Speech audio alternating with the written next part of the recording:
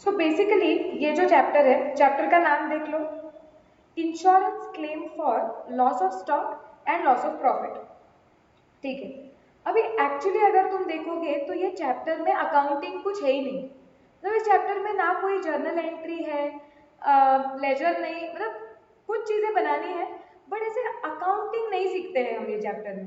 फिर आप बोलोगे कि मैम क्या सीखते हैं और ये क्यों सिलेबस में है अपने, करते हैं, पूरा डिस्कस करते हैं। हाँ, एग्जाम के वेटेज के पॉइंट ऑफ व्यू से ये चैप्टर, जैसे मैंने बताया, इन्वेस्टमेंट अकाउंटिंग पे कैसा एक क्वेश्चन आ जाता है, वैसे इंश्योरेंस पे भी एक क्वेश्चन आ जाता है यूजुअली, जो रेंज करता है somewhere between 8 to 12 marks. So again ये तुम्हें आएगा तो 10 मार्क दे के जाएगा, ऑब्वियसली अगर तुम अच्छी तरीके से करोगे तो। How would I like to rate this chapter? So basically मुझे लगता है कि ये अच्छा, मतलब इन्वेस्टमेंट भी मुझे इजी लगता है और मुझे इंश्योरेंस भी लगता है कि इजी चैप्टर है, कि थोड़ा अच्छी तरीके से प्रैक्टिस कर लो। इसके टिपिकल कुछ एक्सीडेंट स्पॉट्स होते हैं, वो टिपिकल एक्सीडेंट स्पॉट्स अगर अच्छी तरीके से प्रैक्टिस करके ध्यान में रख दिए तो ये भी तुम्हें स्कोरिंग के लिए हेल्प करेगा। ओके, अब ये चैप्टर के बारे में बात करते हैं कि क्या है। सी, जब बिजनेसेस होते हैं तो यूजुअली काफ़ी, आप मैन्युफैक्चरिंग ले लो या ट्रेडिंग ऑर्गेनाइजेशंस ले लो, मैन्युफैक्चरिंग भी अगर लोगे तो उस केस में काफ़ी बार उनके फैक्ट्रीज में बहुत सारा माल पड़ा होता है। सो अगर आप कोई मैन्युफैक्चरिंग कंसर्न ले लोगे सपोज, तो उनके केस में सब, मैं हमेशा ये एग्जांपल लेती हूँ कि हाइड एंड सीक बिस्किट बनाते हैं सपोज, तो उस केस में वो फैक्ट्री में एक तो बहुत सारा काफ़ी बार रॉ मटेरियल भी पड़ा होता है, because you have to understand, जब आप आर्टिकल शिप में जाओगे, आप एक्चुअली फैक्ट्रीज देखोगे तो आपको समझेगा कि प्रोडक्शन प्रोसेस ये बहुत कंटिन्यूस होता रहता है। सो कंटिन्यूसली वो फैक्ट्री में अच्छा खासा रॉ मटेरियल भी पड़ा होता है, प्लस जैसे प्रोडक्शन होता है, फिनिश्ड गुड्स बनते हैं, वो फिनिश्ड गुड्स भी फैक्ट्रीज में होते हैं। सो नाउ ये बिजनेस ऑर्गेनाइजेशंस को हमेशा एक रिस्क होता है, और वो क्या रिस्क होता है कि एक डर लगता है कि कल को यार फैक्ट्री में अगर चोरी हो गई, कुछ शॉर्ट सर्किट हो गया, आग लग गई, कुछ अर्थक्वेक आ गया, फ्लड्स आ गए, तो उसकी वजह से ये फैक्ट्री में इतना जो पड़ा हुआ हमारा माल है, let it be raw material, उसकी भी तो वैल्यू होती है, let it be your finished goods, okay, तो ये पूरा डिस्ट्रॉय हो जाएगा और हमारा लॉस हो जाएगा। तो मुझे बताओ, कॉमन सेंस से, और अब तक हमने जितना भी आप लोगों ने अकाउंट्स कॉमर्स पढ़ा हुआ है, अगर आप वो बिजनेस ऑर्गेनाइजेशन हो या मैं वो बिजनेस ऑर्गेनाइजेशन हूँ कि जिसके फैक्ट्री में इतना सारा स्टॉक होता है और ये डर भी होता है कि ये स्टॉक को रिस्क है, तो ये रिस्क को कम करने के लिए मैं क्या कर सकती हूँ? What should I do?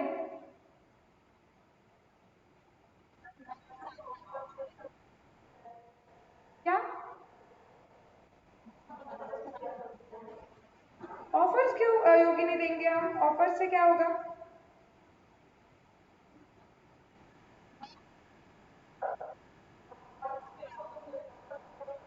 हाँ, आ जाओ, एक सेकेंड रुकते, आ जाने दो।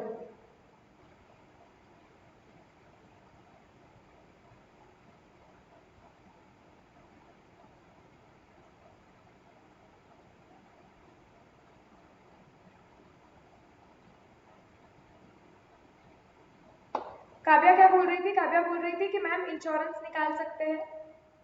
ओके, ये लॉजिकल लगता है ना कि अरे देखो, मेरे इसमें रिस्क तो है कि यार ये कुछ आग वगैरह लग गई, कुछ हो गया, क्योंकि फैक्ट्रीज में इतने हैवी मशीन्स होते हैं, तो काफी बार हाँ ये रिस्क लग सकता है कि, एक सेकेंड ना, हाँ, कि अगर फायर वगैरह सच में हो गया तो उस केस में यार पूरे गुड्स चले जाएंगे और ये रिस्क तो है, तो मैं एक इंश्योरेंस निकाल के रख सकती हूँ। और ये इंश्योरेंस का कंसेप्ट क्या होता है? कोई एक बंदा होगा, जो मैं बंदे को बोलती हूँ, या कोई कंपनी होगी, मैं उन्हें बोलूंगी कि देखो, आपको चाहिए तो मैं आपको हर साल थोड़े थोड़े पैसे देते जाऊंगी, लेकिन अगर ये इवेंट्स हुए जिसके वजह से मेरा स्टॉक डिस्ट्रॉय हो गया, जिसके वजह से मुझे नुकसान हुआ, तो मेरा जितना भी नुकसान है आप उसका भरपाई करके दो। That is insurance, right? Okay, तो बेसिकली ये बिजनेस ऑर्गेनाइजेशंस इंश्योरेंसेस लेके रख सकते हैं।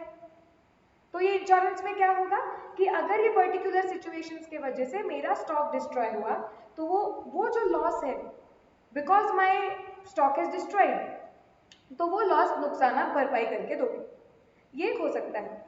और एक चीज होती है पता है बिजनेस में, बिजनेस ऑर्गेनाइजेशंस को कभी कभार ये भी डर लगता है कि अरे ये आग लग गई, तो आग लगने की वजह से ठीक है डायरेक्ट इम्पैक्ट क्या होता है कि उधर मशीनरी जल सकती है, स्टॉक जल सकता है, लेकिन और एक इनडायरेक्ट इम्पैक्ट होता है और वो ये होता है कि काफी बार आपका जो फैक्ट्री है वो इतने खराब पोजीशन पे आ जाता है कि लिटरली यू कैन नॉट और you will not be able to continue your business for next 4 और 5 मंथ्स।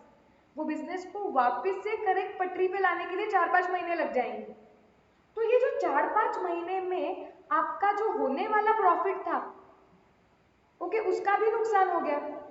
करेक्ट है, तो आग लग गई, उसके वजह से डायरेक्ट इम्पैक्ट क्या हो गया कि जो स्टॉक पड़ा था, जो मशीनरी पड़ी थी, ये तो गई। ऊपर से इसका एक इनडायरेक्ट इम्पैक्ट हुआ कि मेरा बिजनेस डिसरप्ट हो गया, and because of that for next 5 to 6 months probably I will not be able to conduct the business। तो वो 5-6 महीने में होने वाला प्रॉफिट भी मेरा जाएगा। तो कुछ बिजनेस ऑर्गेनाइजेशंस ऐसे भी पॉलिसी लेते हैं जिसे बोलते हैं लॉस ऑफ प्रॉफिट पॉलिसी। मतलब कि ऐसे कुछ कैटास्ट्रोफिक इवेंट्स के वजह से, ऐसे बड़ी आग लगने के वजह से या कुछ अर्थक्वेक आने के वजह से आपके बिजनेस में जो होने वाला प्रॉफिट आप मिस कर रहे हो, आप वो भी कवर कर लेते हो। तो आप ऐसे इंश्योरेंस पॉलिसी निकालते हो जो आपको क्या करेगा, ये इवेंट्स की वजह से आपका जो प्रॉफिट नहीं हो पाया, ओके, वो प्रॉफिट का नुकसान भरपाई वो आपको करके दे सकते हैं। सो बेसिकली ये चैप्टर में हम लोग क्या देखने वाले हैं कि अगर कोई बिजनेस ऑर्गेनाइजेशन ने इंश्योरेंस निकाला हुआ है, किस चीज के लिए इंश्योरेंस निकाला हुआ है, फॉर लॉस ऑफ स्टॉक, कि अगर मेरा स्टॉक बर्बाद हो गया तो मुझे प्रोटेक्ट करने के लिए, वो रिस्क कम करने के लिए इंश्योरेंस निकाला हुआ है।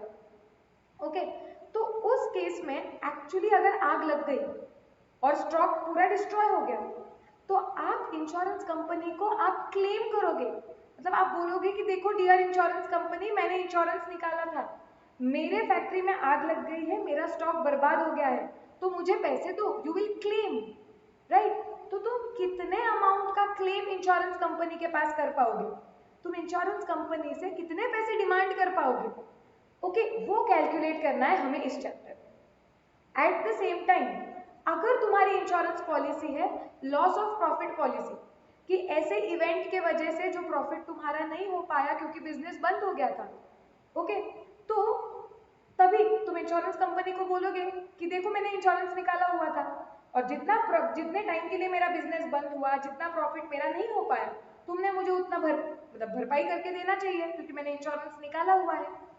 तो ऐसा भी तुम इंश्योरेंस कंपनी से कितना लॉस ऑफ प्रॉफिट डिमांड कर पाओगे, कितना क्लेम कर पाओगे, ये हमें कैलकुलेट करना है इस चैप्टर में। सो बेसिकली इस चैप्टर में हम क्या सीख रहे हैं कि जब भी कोई बिजनेस ऑर्गेनाइजेशन ये इंश्योरेंस पॉलिसी निकालता है, लेट्स से हम यहाँ पे इस चैप्टर में सिर्फ 2 टाइप के पॉलिसीज देखने वाले हैं। एक, जब बिजनेस ऑर्गेनाइजेशन ने इंश्योरेंस पॉलिसी निकाली है to cover loss of stock, तो उस केस में वो बिजनेस ऑर्गेनाइजेशन अगर सच में आग वगैरह लग गई और स्टॉक बर्बाद हो गया, तो वो इंश्योरेंस कंपनी के पास कितने पैसे डिमांड कर सकते हैं, क्लेम कर सकते हैं, हमें वो निकालना है। ओके, एंड सेकेंड, अगर आपने लॉस ऑफ प्रॉफिट की पॉलिसी निकाली हुई है, तो उस केस में आपकी कंपनी वो इंश्योरेंस कंपनी के पास कितना लॉस ऑफ प्रॉफिट क्लेम कर सकती है कि अरे देखो मैंने पॉलिसी निकाली हुई थी, मेरा बिजनेस नहीं हो पाया जिसकी वजह से मैंने प्रॉफिट नहीं कमाया और मैंने प्रॉफिट को प्रोटेक्ट करने के लिए इंश्योरेंस निकाला था, तो इतना इतना प्रॉफिट मेरा नहीं हो पाया, आप मुझे दो। तो आप इंश्योरेंस कंपनी से कितने पैसे डिमांड करोगे, ये हमें इस चैप्टर में कैलकुलेट करना है। आर वी एब्सोल्युटली क्लियर कि ये चैप्टर में क्या करना है? ओके, अब हम डायरेक्टली पार्ट पे जाएंगे। एक सेकेंड,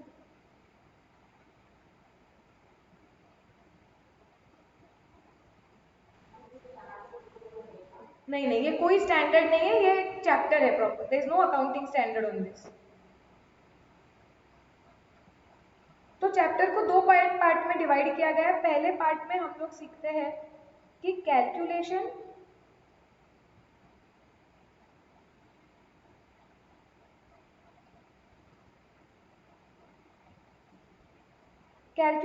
ऑफ इंश्योरेंस क्लेम।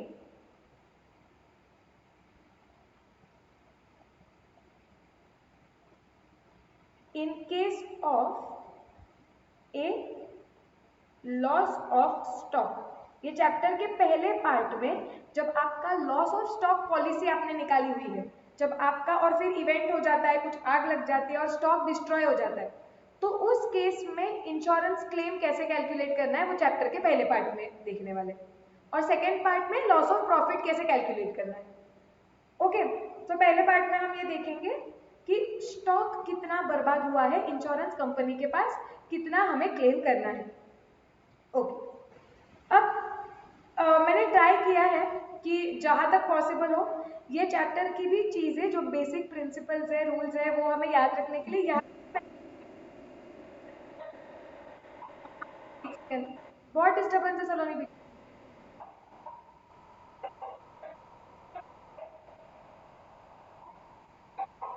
सलोनी मुझे कुछ भी सुनाई नहीं दे रहा है, डिस्टर्बेंस बहुत है पीछे।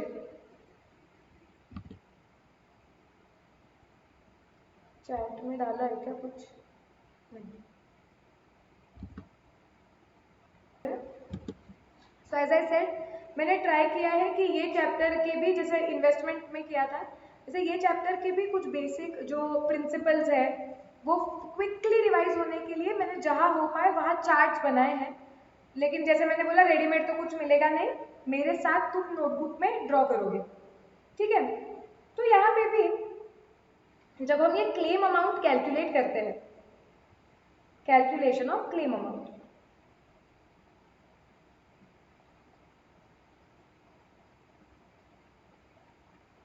तो सबसे पहले हम चेक करते हैं कि स्टॉक का टोटल लॉस हुआ है या स्टॉक का पार्शियल लॉस हुआ है।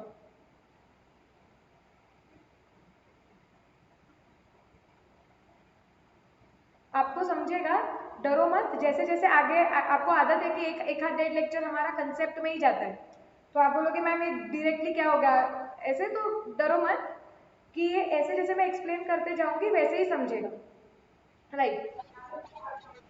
नहीं नहीं, इतना ही, ऐसे दो ही पार्ट्स में डिवाइडेड है, एक पेज में फिट आ जाएगा आराम से। हाँ, सो बेसिकली हमने क्या बोला कि ठीक है, अभी हमें ये निकालना है कि अगर मेरा बिजनेस है और मैंने इंश्योरेंस निकाला हुआ है लॉस ऑफ स्टॉक का, आग लग गई, स्टॉक डिस्ट्रॉय हो गया, अब मुझे निकालना है कि मैं इंश्योरेंस कंपनी के पास कितने पैसे मांगने जाऊँ, ये मुझे निकालना है। ठीक है, तो उसके लिए पहले तुम सवाल क्या पूछो कि जब आग लगी तो नुकसान क्या हुआ है, टोटल लॉस हुआ है या पार्शियल लॉस हुआ है? ओके, टोटल लॉस का मतलब क्या है कि क्या सारे के सारे गुड्स पूरे बर्बाद हुए, ओके? एंड पार्शियल लॉस मतलब क्या कि some portion of your stock has been destroyed and some portion is still there. Okay, so अगर तुम्हें टोटल लॉस हो गया है तो उस केस में तुम इंश्योरेंस कंपनी के पास जाके कितना क्लेम कर पाओगे हमें वो देखना है। तो क्लेम कितना कर पाओगे? Your claim will be equal to actual loss. ये क्या वर्ड्स है मैं सब बताऊंगी, don't worry. However this is subject to sum insured. Okay ma'am, ये कुछ भी नहीं समझा, बताती हूँ। सी सो जब आग लग गई, स्टॉक डिस्ट्रॉय हो गया, तो आप पहले पूछोगे कि टोटल लॉस हुआ है या पार्शियल लॉस। पहला किस्सा ये हो गया है, पहला केस ये हो गया है कि पूरे गुड सारे के सारे बर्बाद हो चुके हैं, टोटल लॉस हुआ है। तो अब हम सोच रहे हैं अच्छा तो हम इंश्योरेंस कंपनी से कितने पैसे डिमांड कर पाएंगे, तो सिंपल सी बात हम बोलेंगे कि जितने भी वैल्यू का स्टॉक डिस्ट्रॉय हुआ है, ओके, तुम्हारे गोडाउन में सपोज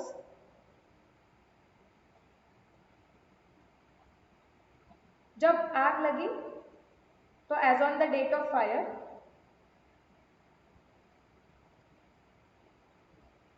तुम्हारे गोडाउन में जो भी स्टॉक था उसकी वैल्यू थी, कॉस्ट प्राइस थी 5 लाख।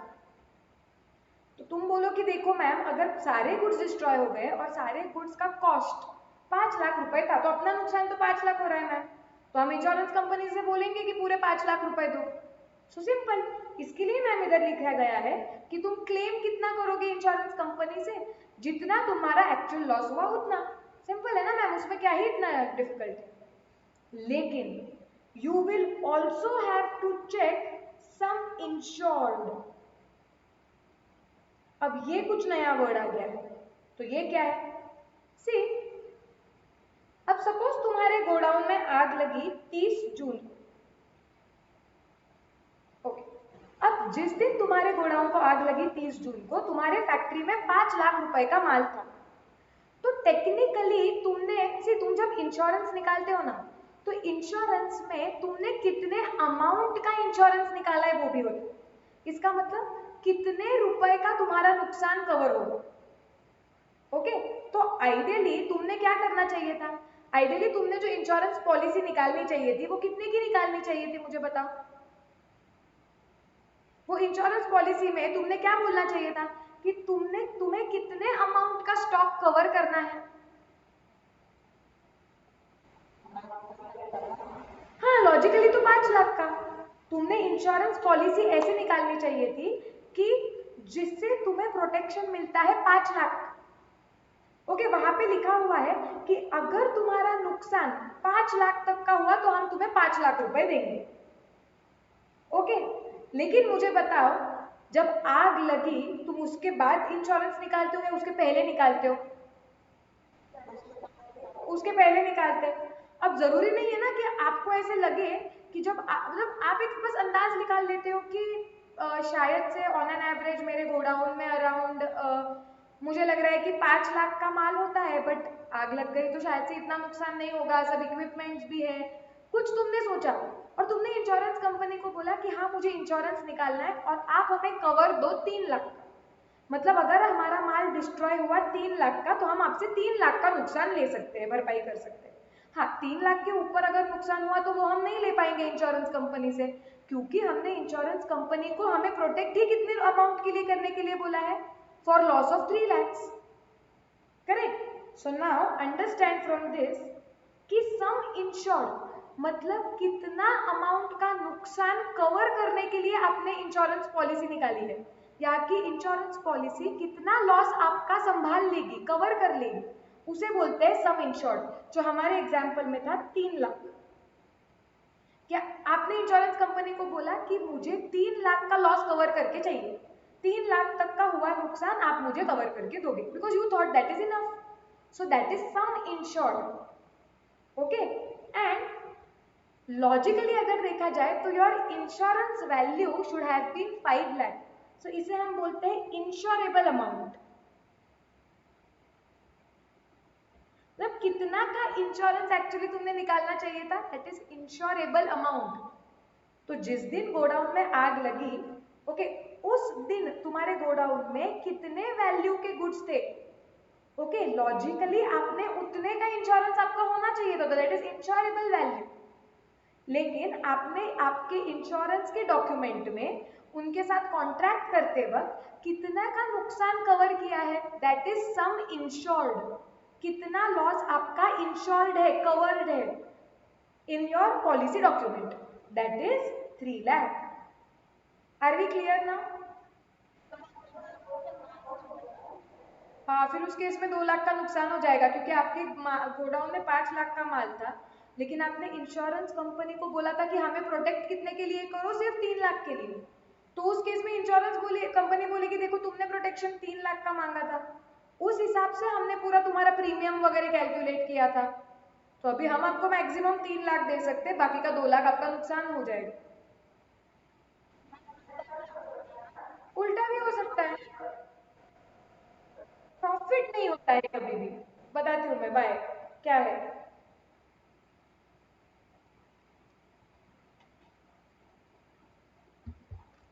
चलो उल्टा सिनेरियो भी कवर कर लेते हैं कि जिस दिन आग लगी, या इधर ही लिख लेती हूँ ना मैं, कि जिस दिन आग लगी आपके गोडाउन में 3 लाख का माल था, लेकिन आपने इंश्योरेंस निकालते वक्त 5 लाख का लॉस कवर किया है। तो please understand, insurance company will not give you 5 lakh rupees. Insurance company क्या बोलेगी कि हाँ, हमने क्या बोला था कि हम आपका 5 लाख तक का नुकसान कवर करेंगे। तो आपका नुकसान कितने का हुआ है? 3 लाख। हमारी जिम्मेदारी है कि आपका 5 लाख तक का नुकसान प्रोटेक्ट करना। तो आपका 5 लाख के अंदर नुकसान हुआ है, 3 लाख का ही नुकसान हुआ है, तो हम आपको 3 लाख रुपए दे देंगे।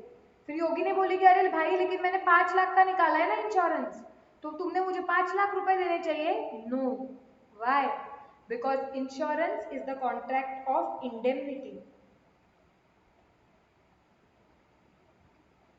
कहीं इंडेमनिटी वर्ड पढ़ा हुआ याद आ रहा है सीए फाउंडेशन में,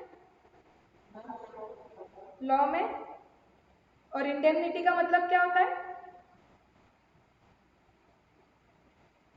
इंडेमनिटी का मतलब होता है कि आपका जितना लॉस हुआ है उतना कवर करके देंगे, फायदा नहीं होता है ये कॉन्ट्रैक्ट में। इंश्योरेंस कंपनी बोलेगी तुमने इंश्योरेंस प्रॉफिट कमाने के लिए नहीं निकाला है, तुम्हारा लॉस ना हो उसके लिए निकाला है। Okay, so in that case always understand insurance contract से कभी भी आपको प्रॉफिट नहीं होता है, because insurance is a contract of indemnity and indemnity means it makes loss good. उसका काम होता है कि वो आपका लॉस नहीं होने देता है, प्रॉफिट के लिए नहीं होता है वो कॉन्ट्रैक्ट। सो वो बोलेगा इंश्योरेंस, हाँ आपने तो 5 लाख के लॉस का प्रोटेक्शन लिया था, लेकिन आपको लॉस कितना हुआ? 3 लाख ना। हमारा काम क्या है? आपका नुकसान भरपाई करके देना, प्रॉफिट करके देने की जिम्मेदारी हमने नहीं ली है। समझा? रख लेंगे मतलब क्या? वो देना ही नहीं है। उन्होंने क्या बोला था काव्या कि तुम्हारा जितना नुकसान होगा उतना मैं भरपाई करके दूंगा, तो तुम्हारा नुकसान भरपाई करके दे रहे हैं ना। ओके, अब हमारे मेन चार्ट पे मुद्दे पे आ जाते हैं।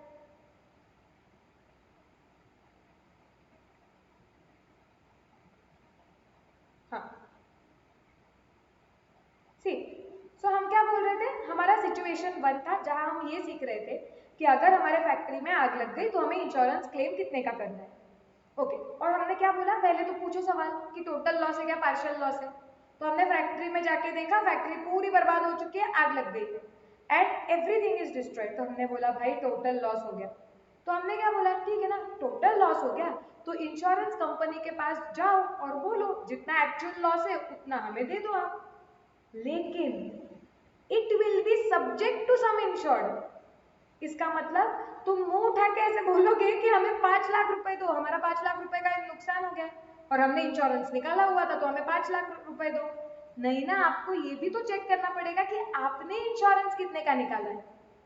सो it is subject to sum insured, you will have to check how much amount is sum insured.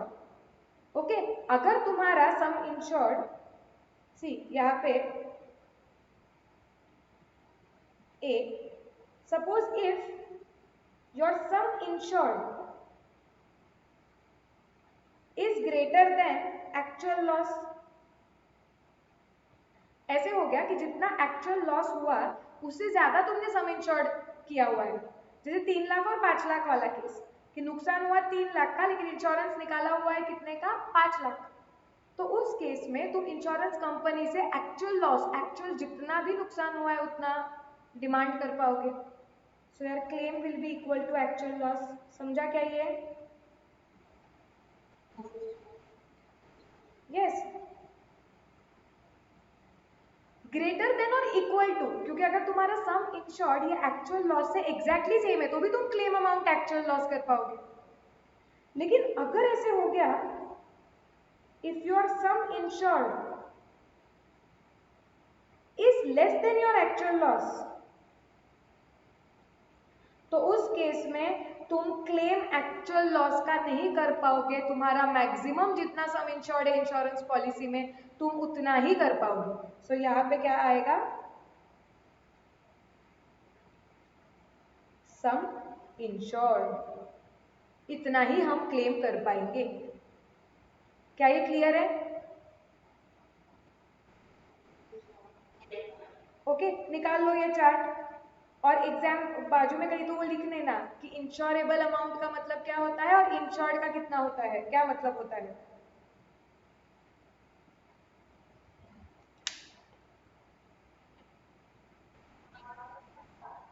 हम्म,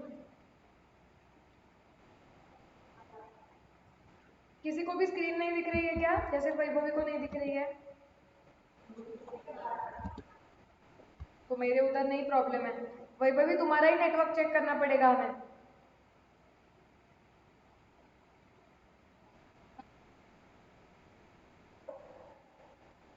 ऐसे केसेस में फ्रॉड हो सकता है क्या? लोग कोशिश बिल्कुल कर सकते हैं फ्रॉड करने की, और इंश्योरेंस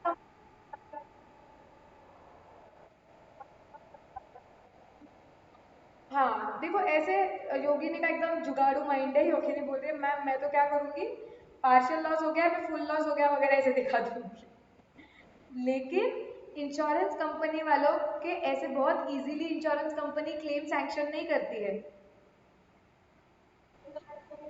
बहुत इन्वेस्टिगेशन होती है, उनका इंस्पेक्टर आता है, वो सब चीजें चेक करता है। तुम जो क्लेम सबमिट करोगे वो क्लेम वो अप्रूव करेंगे, और अप्रूव करते हुए काफी बार काटछाटी करते हैं।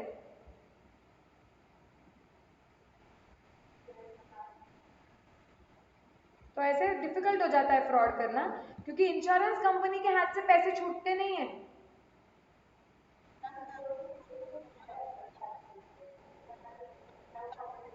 हाँ, क्योंकि इंश्योरेंस कंपनी के हाथ से पैसे जाएंगे ना, इसमें इंश्योरेंस कंपनी का नुकसान है। तो वो जी जान लगा देते हैं तुम्हारा क्लेम कम करना या तुम्हें क्लेम देना ही नहीं।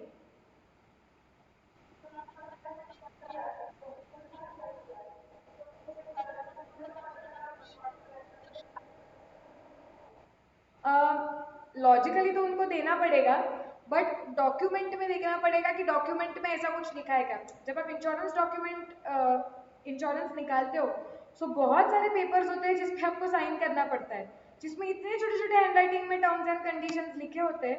अगर उधर कहीं उन्होंने ऐसा कुछ कवर कर लिया होगा तो आपको नहीं मिलेगा। हम्म। हाँ सलोनी करेक्ट है। सूट्स में वगैरह अच्छा दिखाया है कि यूजुअली इंश्योरेंस के लिए कैसा वो लोग करते हैं वगैरह। जिन लोगों ने सूट्स नहीं देखा है कभी तो देख लेना, अभी मुझे पता नहीं इंटर के वक्त देखना चाहिए कि नहीं। सीरीज है एक, और बहुत अच्छी है, बहुत एडिक्टिव है, जबरदस्त सीरीज है, मस्ट वॉच है। बस एडिक्टिव है, तो मतलब ऐसे एकदम एक के बाद दूसरा एपिसोड ऐसे बहुत देखने की इच्छा होती है, स्टॉप नहीं होता है। Suits, suits, SUITS।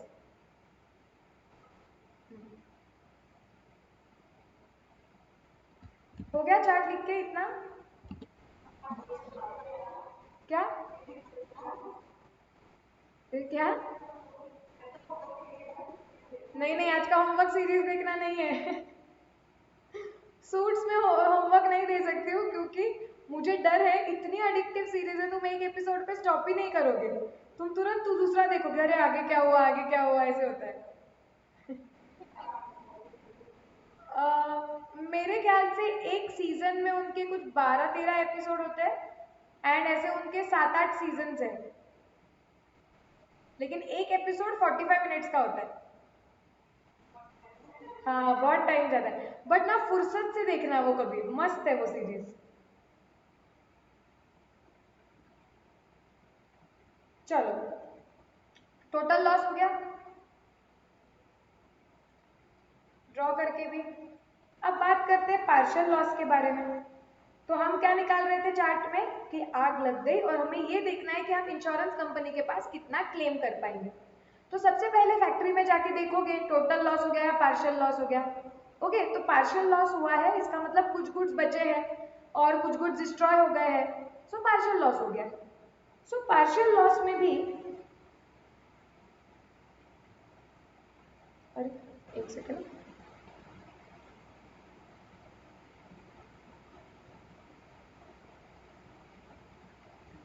एकदम से हैंग ही हो गया। चार्जिंग तो है।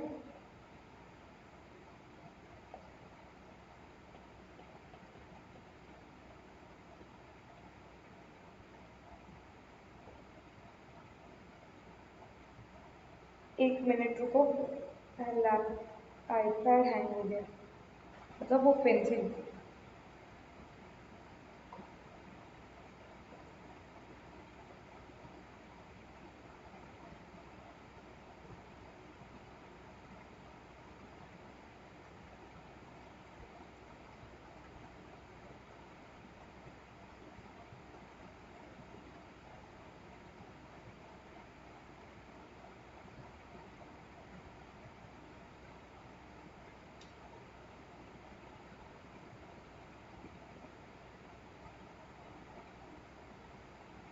हाँ चलो, सो पार्शियल लॉस के वक्त इंश्योरेंस कंपनी के पास कितना क्लेम करना है। ये डिपेंड करेगा सबसे पहले कि आपका फुल इंश्योरेंस है या अंडर इंश्योरेंस है।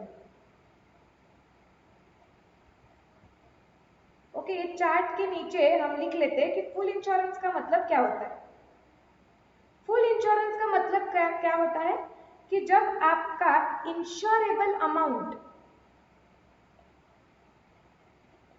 इज लेस देन और इक्वल टू सम इंश्योर्ड।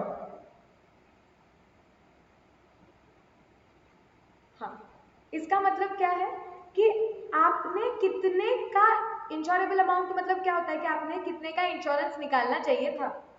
तो सपोज आपने निकालना चाहिए था 5 लाख का इंश्योरेंस, और अगर आपने इंश्योरेंस निकाला हुआ है 5 लाख का या 5 लाख से ज्यादा, तो उस केस में आपका फुल इंश्योरेंस है, आप फुल्ली कवर्ड हो, प्रोटेक्टेड हो। ओके, और अंडर इंश्योरेंस कब बोलते हैं? जब आपका इंश्योरेबल अमाउंट मतलब जितने का आपने इंश्योरेंस निकालना चाहिए था is greater then some insured. मतलब आपने निकालना चाहिए था 5 लाख का इंश्योरेंस, आपने निकाला 3 लाख का, तो आप अंडर इंश्योर्ड हो, मतलब आप फुल्ली प्रोटेक्टेड नहीं हो। Are we clear? लिख लो ये भी।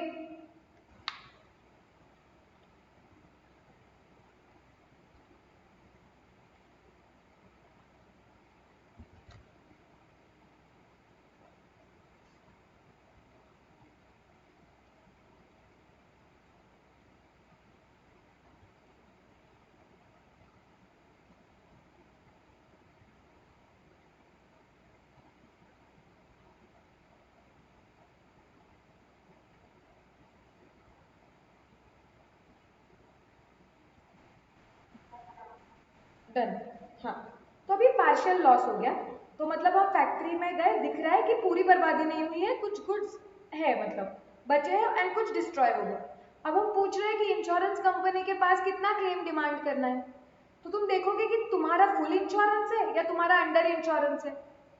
अगर तुम्हारा फुल इंश्योरेंस है, ओके, तो उस केस में तुम बोलोगे कि your claim will be equal to actual amount of loss. तुमने पूरा का पूरा इंश्योरेंस निकाल के रखा था। ओके, मतलब तुमने बोला था कि हम देखेंगे कि फैक्ट्री में जिस दिन आग लगी थी, ठीक है, हम बोलेंगे कि उस दिन कितने का माल था, उस दिन 5 लाख का फैक्ट्री में माल था। तुमने कितने का इंश्योरेंस निकाला है? तुमने बोला हमने 5 लाख का इंश्योरेंस निकाला या 5 लाख से ज्यादा का इंश्योरेंस निकाला, मतलब तुमने फुल प्रोटेक्शन लिया हुआ था। तो तुम्हारे जितना भी लॉस हुआ उतना पूरा ही तुम्हें इंश्योरेंस कंपनी को देना पड़ेगा। तो अगर मेरा 3 लाख का लॉस हुआ है भले, तो भी मैं क्या बोलूंगी कि हाँ मेरा थोड़े ही कुछ डिस्ट्रॉय हुए हैं, टोटल लॉस नहीं हुआ है, लेकिन मेरा तो फुल इंश्योरेंस है, I am covered for everything. So in that case जितना भी मेरा एक्चुअल नुकसान हो गया है भाई आप मुझे दे दो। क्लियर?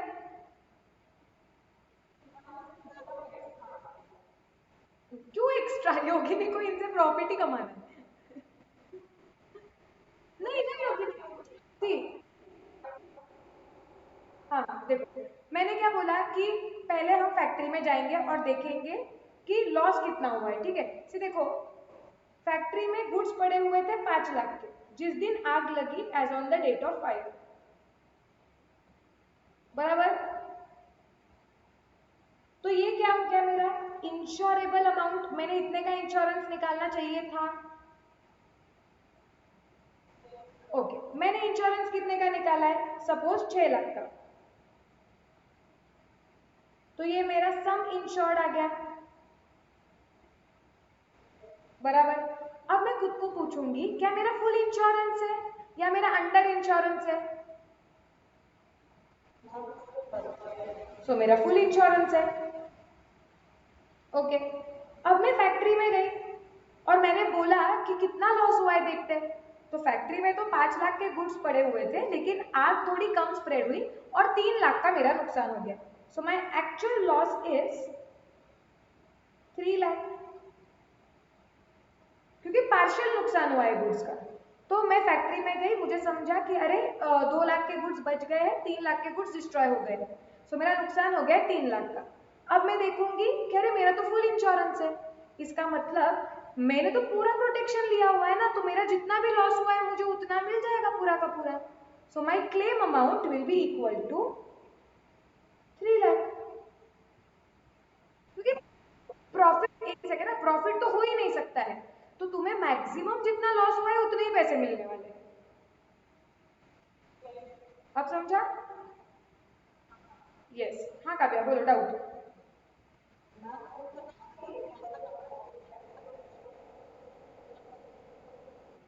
नहीं, इंश्योरेबल अमाउंट का मतलब होता है, शांति से समझ लो सब लोग, तीन चीजें, अगर ये मतलब डाउट हो रहा आ रहा है तो इधर देखो।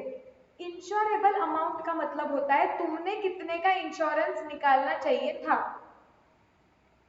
ओके, वो कितना होगा?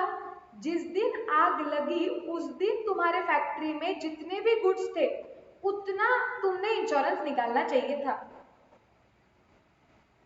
ये हो गया इंश्योरेबल अमाउंट, विच इज हमारे केस में यहाँ पे मैंने बोला कि जिस दिन आग लगी मेरे फैक्ट्री में जो गुड्स थे उनका कॉस्ट था 5 लाख, तो मेरा एक्चुअली इंश्योरेंस कितने का, इंश्योरेबल अमाउंट कितना था? 5 लाख।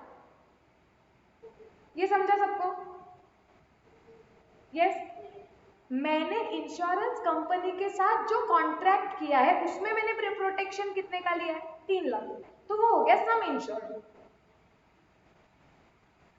ओके, कि उतना मेरा सम इंश्योर्ड है। एंड आग लग के कितने गुड्स डिस्ट्रॉय हुए? सी, मेरे फैक्ट्री में 5 लाख के गुड्स थे काव्या, तो लॉजिकली मैंने निकालना चाहिए था 5 लाख का इंश्योरेंस, क्योंकि अगर आग पूरी फैल गई होती तो मेरा पूरा नुकसान हो सकता था 5 लाख का। सो मेरा इंश्योरेबल अमाउंट 5 लाख का था, मैंने इंश्योरेंस निकाला 3 लाख का सपोज, सॉरी या इस केस के एग्जांपल, यही एग्जांपल कंटिन्यू कर दो, 6 लाख का निकाला मैंने, प्रोटेक्शन मैंने 6 लाख का लिया, ठीक है।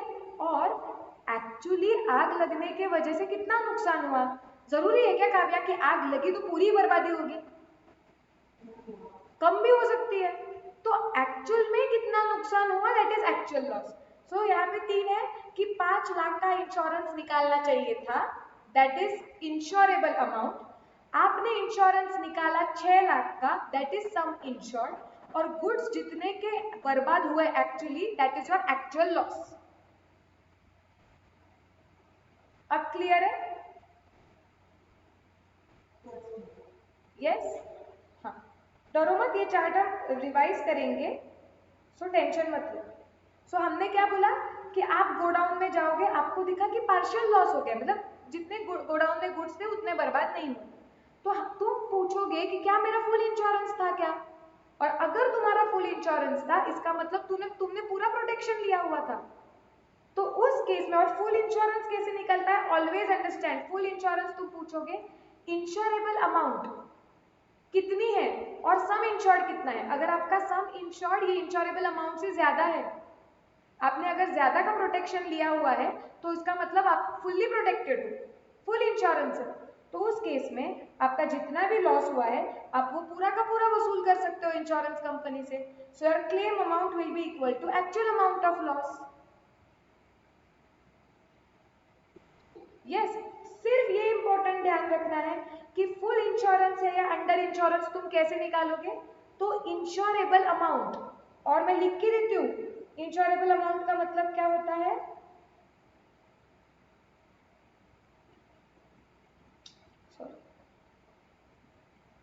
Cost of stock as on date of fire. जिस दिन आग लगी उस दिन गोडाउन में कितने गुड्स थे, वो इंश्योरेबल अमाउंट है। एंड सम इंश्योर्ड मतलब protection taken from insurance company.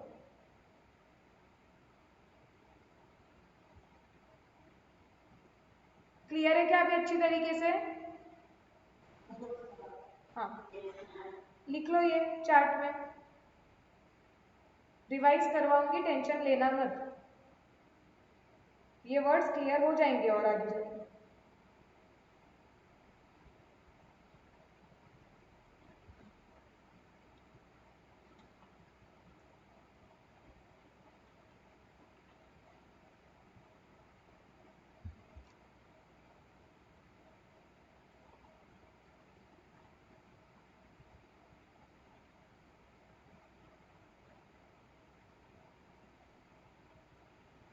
जाना है आगे? यस। अब अगर तुम्हारा पार्शियल लॉस हुआ है और तुम्हारा अंडर इंश्योरेंस है, no Vaibhavi, you are not audible. तो हम देखेंगे, हाँ अब थोडा थोडा हो, स्क्रीन नाही दिसत आहे. तू लेफ्ट करून आलीस का येते?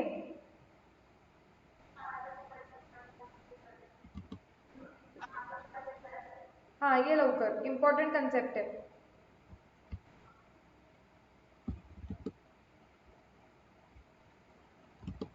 ओके, अब फोकस एकदम हाई रखो, क्योंकि अभी ये पार्ट में हम जो कंसेप्ट सीखने वाले हैं वो कंसेप्ट हमें हर क्वेश्चन में लगने वाला है. ओके, सो सी, गए हम लोग फैक्ट्री में, आग लग गई, हमने बोला कि अरे इंश्योरेंस कंपनी के पास कितने पैसा क्लेम करना है वो देखते. तो पहले हमने देखा कि टोटल लॉस हुआ या पार्शियल लॉस. हमने बोला नहीं, सारे गुड्स नहीं डिस्ट्रॉय हुए हैं तो पार्शियल लॉस हुआ है. ठीक है, फिर हमने पूछा कि ये अंडर इंश्योरेंस है या फुल इंश्योरेंस. तो तुमने बोला यार ये तो निकालना पड़ेगा. ठीक है, तो तुमने देखा कि इंश्योरेबल अमाउंट कितनी थी. तो तुमने बोला यार जिस दिन फैक्ट्री को आग लगी ना, एक्चुअली उस दिन फैक्ट्री में टोटल माल था, अब मैं अलग फिगर्स लेती हूँ ताकि कंफ्यूजन ना हो, सपोज 7 लाख का.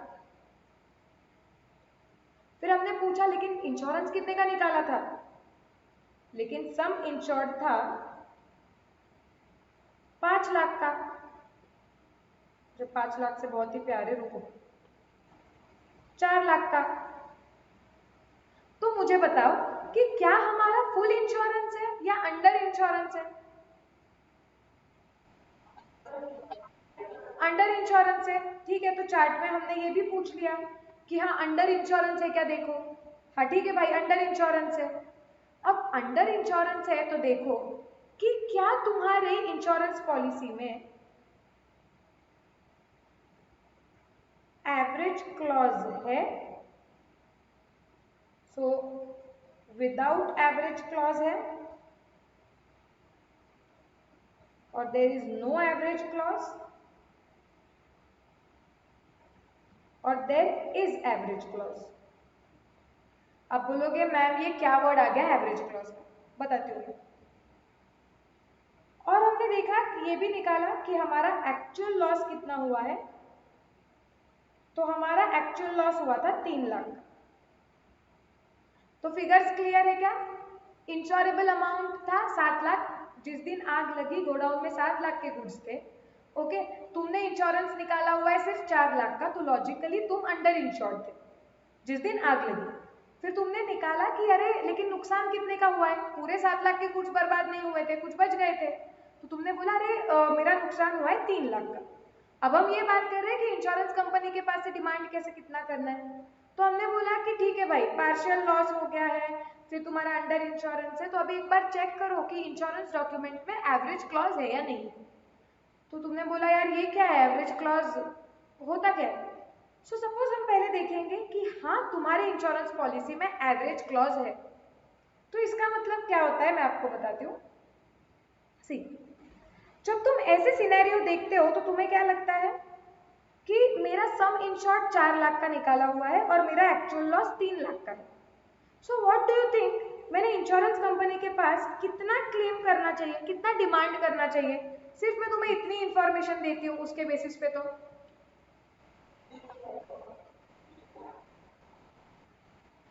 3 लाख का मिलेगा क्या हमें? सम इंश्योर्ड तो ज्यादा है. तो तुम क्या बोलोगे, देखो मैम 3 लाख का नुकसान हुआ है, हमने सम इंश्योर्ड निकाला हुआ है 4 लाख का, तो ये तो इंश्योरेंस कंपनी ने हमें देना चाहिए. लेकिन तुम्हारे इंश्योरेंस के डॉक्यूमेंट में मैं तुम्हें बोलती हूँ रुको भाई चेक करो एवरेज क्लॉज है क्या, तुम बोलते हो हाँ मैम मेरे इंश्योरेंस पॉलिसी में तो एवरेज क्लॉज है.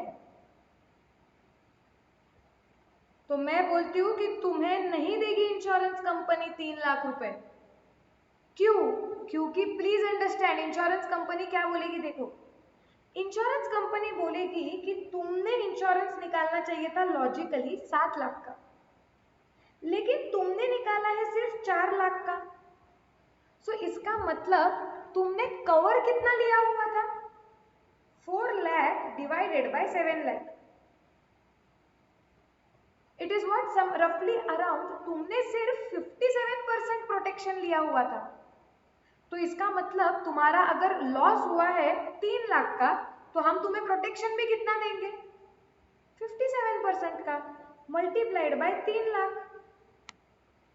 Into 3 lakh, which is equal to your insurance company के पास तुम क्लेम कर पाओगे सिर्फ 1,71,429 का। वापिस एक बार मैं रिपीट करती हूँ, सी इंश्योरेंस कंपनी का काम है कि see they are also into business, उन्हें बहुत पैसे बांटने नहीं है। इंश्योरेंस कंपनी क्या बोलेगी जी, उनका उनका भी लॉजिक है। वो क्या बोल रही है, देखो अगर आग लगती, तो हमें सच बताओ, आग लगती और पूरा नुकसान होता था, तो तुम्हारा नुकसान कितने का होता था, 7 लाख का होता था, लेकिन तुमने इंश्योरेंस कितने का निकाला था, सिर्फ 4 लाख का। तो लॉजिकली उस केस में अगर टोटल लॉस होता था तो तुम्हारा 7 लाख का नुकसान होता था, लेकिन तुम्हें सिर्फ 4 लाख रुपए मिलते थे। क्यों, क्योंकि तुमने प्रोटेक्शन ही कम लिया हुआ है। तो तुमने प्रोटेक्शन कितना लिया है, 4 लाख डिवाइडेड बाय 7 लाख। तो लॉजिकली प्रोपोर्शनेट करना चाहिए ना फिर। भले तुम्हारा पार्शियल लॉस हुआ है, तुम्हारा लॉस कितना हुआ, हम मानते हैं तुम्हारा लॉस 7 लाख नहीं हुआ, लेकिन तुम्हारा लॉस कितना हुआ है, 3 लाख, ठीक है, लेकिन तुमने प्रोटेक्शन कितना लिया हुआ है, तुमने प्रोटेक्शन से 57% लिया है। तो जितना लॉस हुआ है उसका प्रोपोर्शनेट जितना प्रोटेक्शन लिया है, हम उतना ही पैसे देंगे आपको। सो अगर आपके इंश्योरेंस पॉलिसी में एवरेज क्लॉज है, तो उस केस में आपको ऐसा प्रोपोर्शनेट ही मिलेगा। क्या आपको समझा, ये कब एप्लीकेबल होगा, जब आपका पार्शियल लॉस हुआ है, ओके, पार्शियल लॉस हुआ है, आप अंडर इंश्योरेंस में हो और आपकी इंश्योरेंस पॉलिसी में एवरेज क्लॉज है, तो ये होगा। समझा ये?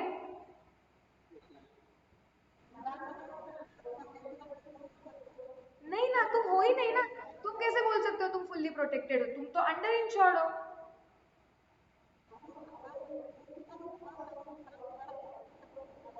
बट एक्चुअल लॉस से कंपेयर ही नहीं करते ना। तुमने प्रोटेक्शन कितना लेना चाहिए था, एक्चुअल लॉस तो बाद में स्टोरी में आया। तुमने प्रोटेक्शन कितने का लेना चाहिए था काव्य, तुमने 7 लाख का प्रोटेक्शन लेना चाहिए था ना, क्योंकि तुम्हें थोड़ी पता था, सी जब तुम इंश्योरेंस लेते हो तो तुम्हें थोड़ी पता होता है कि आगे क्या होने वाला है। सो लॉजिकली तुमने रफली अराउंड ये ध्यान में रख के कि मेरे गोडाउन में ऑलमोस्ट हमेशा 7-8 लाख का माल होता है, तुमने लॉजिकली इंश्योरेंस 7 लाख का लेना चाहिए था, तुम अंडर प्रोटेक्टेड थे। तो अगर तुमने प्रोटेक्शन ही 57% का लिया था, तो जस्ट बिकॉज अभी तुम्हारा लॉस 3 लाख का हुआ है, which is less then some insured, तो इसका मतलब ये नहीं ना कि तुम्हें पूरा सम इंश्योर्ड दे देंगे। वो बोलेंगे तुमने प्रोटेक्शन 50% ही लिया था, 57%, तो जितना लॉस हुआ है हम उतना प्रोपोर्शनेट ही आपका नुकसान भरपाई करके देंगे। समझा? Insurance company is very smart here. So उस केस में हमारे चार्ट में क्या आएगा कि तुम कितना क्लेम कर पाओगे, actual loss multiplied by insured amount divided by insurable amount. तुम ऐसा क्लेम निकालोगे, तुम्हें चाहिए तो यहाँ पे लिख दो एग्जाम्पल ऑन नेक्स्ट पेज, या जहां भी तुम नोटबुक में लिख रहे हो, और तुम ये एग्जाम्पल लिख लो चाहिए तो।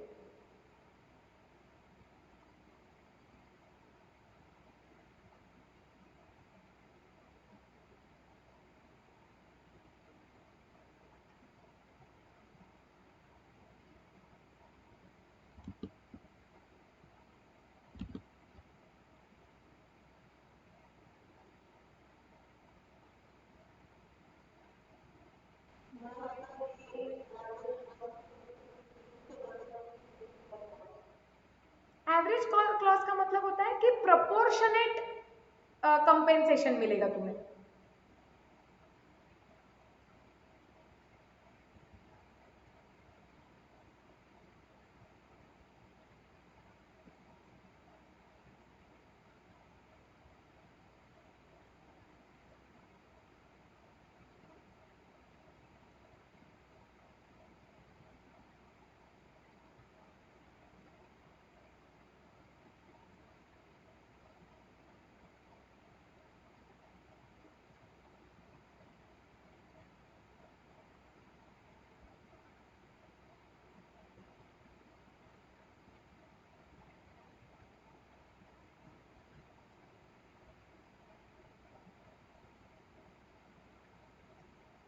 समझा क्या अच्छी तरीके से?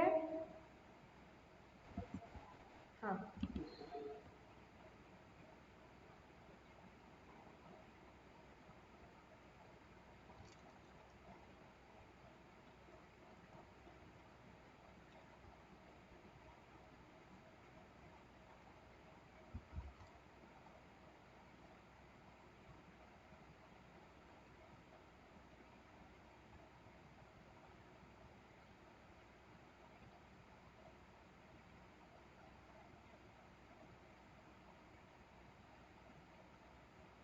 लिख के हो गया तो बताओ। डन। ओके, अब हम देखते हैं कि तुम्हारा यही सिचुएशन हुआ था, सिर्फ अभी हम इसको क्या चेंज करेंगे, नो एवरेज क्लॉज। तुमने 7 लाख का पॉलिसी निकालना चाहिए था, तुमने निकाला था 4 लाख का, और आग लग गई, पार्शियल लॉस हो गया, 3 लाख का नुकसान हो गया। तो तुम मुझे बोल रहे हैं कि देखो मैम 4 लाख का तो हमने इंश्योरेंस निकाला हुआ है, नुकसान 3 ही लाख का हुआ है। ओके, तो मैम हम 3 लाख का क्लेम करते हैं। मैं वापस तुम्हें वही बोलती हूँ कि पहले एक बार पॉलिसी चेक करो कि एवरेज क्लॉज है कि नहीं। तुम बोलोगे नहीं मैम कोई एवरेज क्लॉज है ही नहीं, तो मैं बोलूँगी फिर कोई दिक्कत नहीं। अगर उन्होंने एवरेज क्लॉज नहीं डाला हुआ है, उसका मतलब ये सब करने की कोई ज़रूरत नहीं है, वो ऐसा नहीं करने वाले हैं। तुम डायरेक्टली क्या कर सकते हो उस केस में, तुम्हारा जितना भी एक्चुअल लॉस है और सम इंश्योर्ड, जितना भी तुमने इंश्योरेंस का निकाला हुआ है, इसमें से विच एवर इज लोअर तुम क्लेम कर पाओगे। तो तुम्हारा एक्चुअल लॉस हो गया है 3 लाख का, लेकिन तुम्हारा सम इंश्योर्ड है 4 लाख का। तो तुम्हें उस केस में, सिंस तुम्हारे इंश्योरेंस पॉलिसी में एवरेज क्लॉज है ही नहीं, तो तुम्हें वो मैक्सिमम सम इंश्योर्ड जितना पूरा पैसा देंगे, लेकिन तुम्हारा नुकसान 3 लाख हुआ है ना, विच एवर इज लोअर, तो तुम्हारा क्लेम अमाउंट 3 लाख हो सकता है। Are we clear? सो अगर एवरेज क्लॉज नहीं है तो बड़ा सिंपल है कि तुम्हारा लॉस जितना हुआ है वो तुम्हें देंगे, सब्जेक्ट टू सम इंश्योर्ड, मतलब whichever is lower. So यहाँ पे हम चार्ट में लिख देंगे कि your claim will be equal to actual loss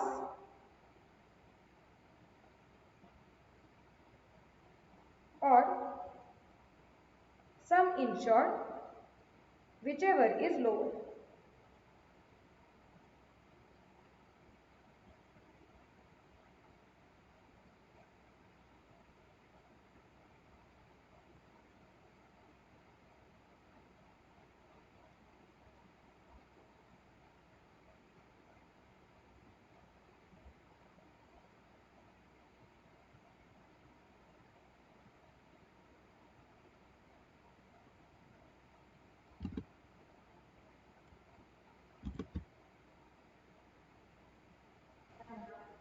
done.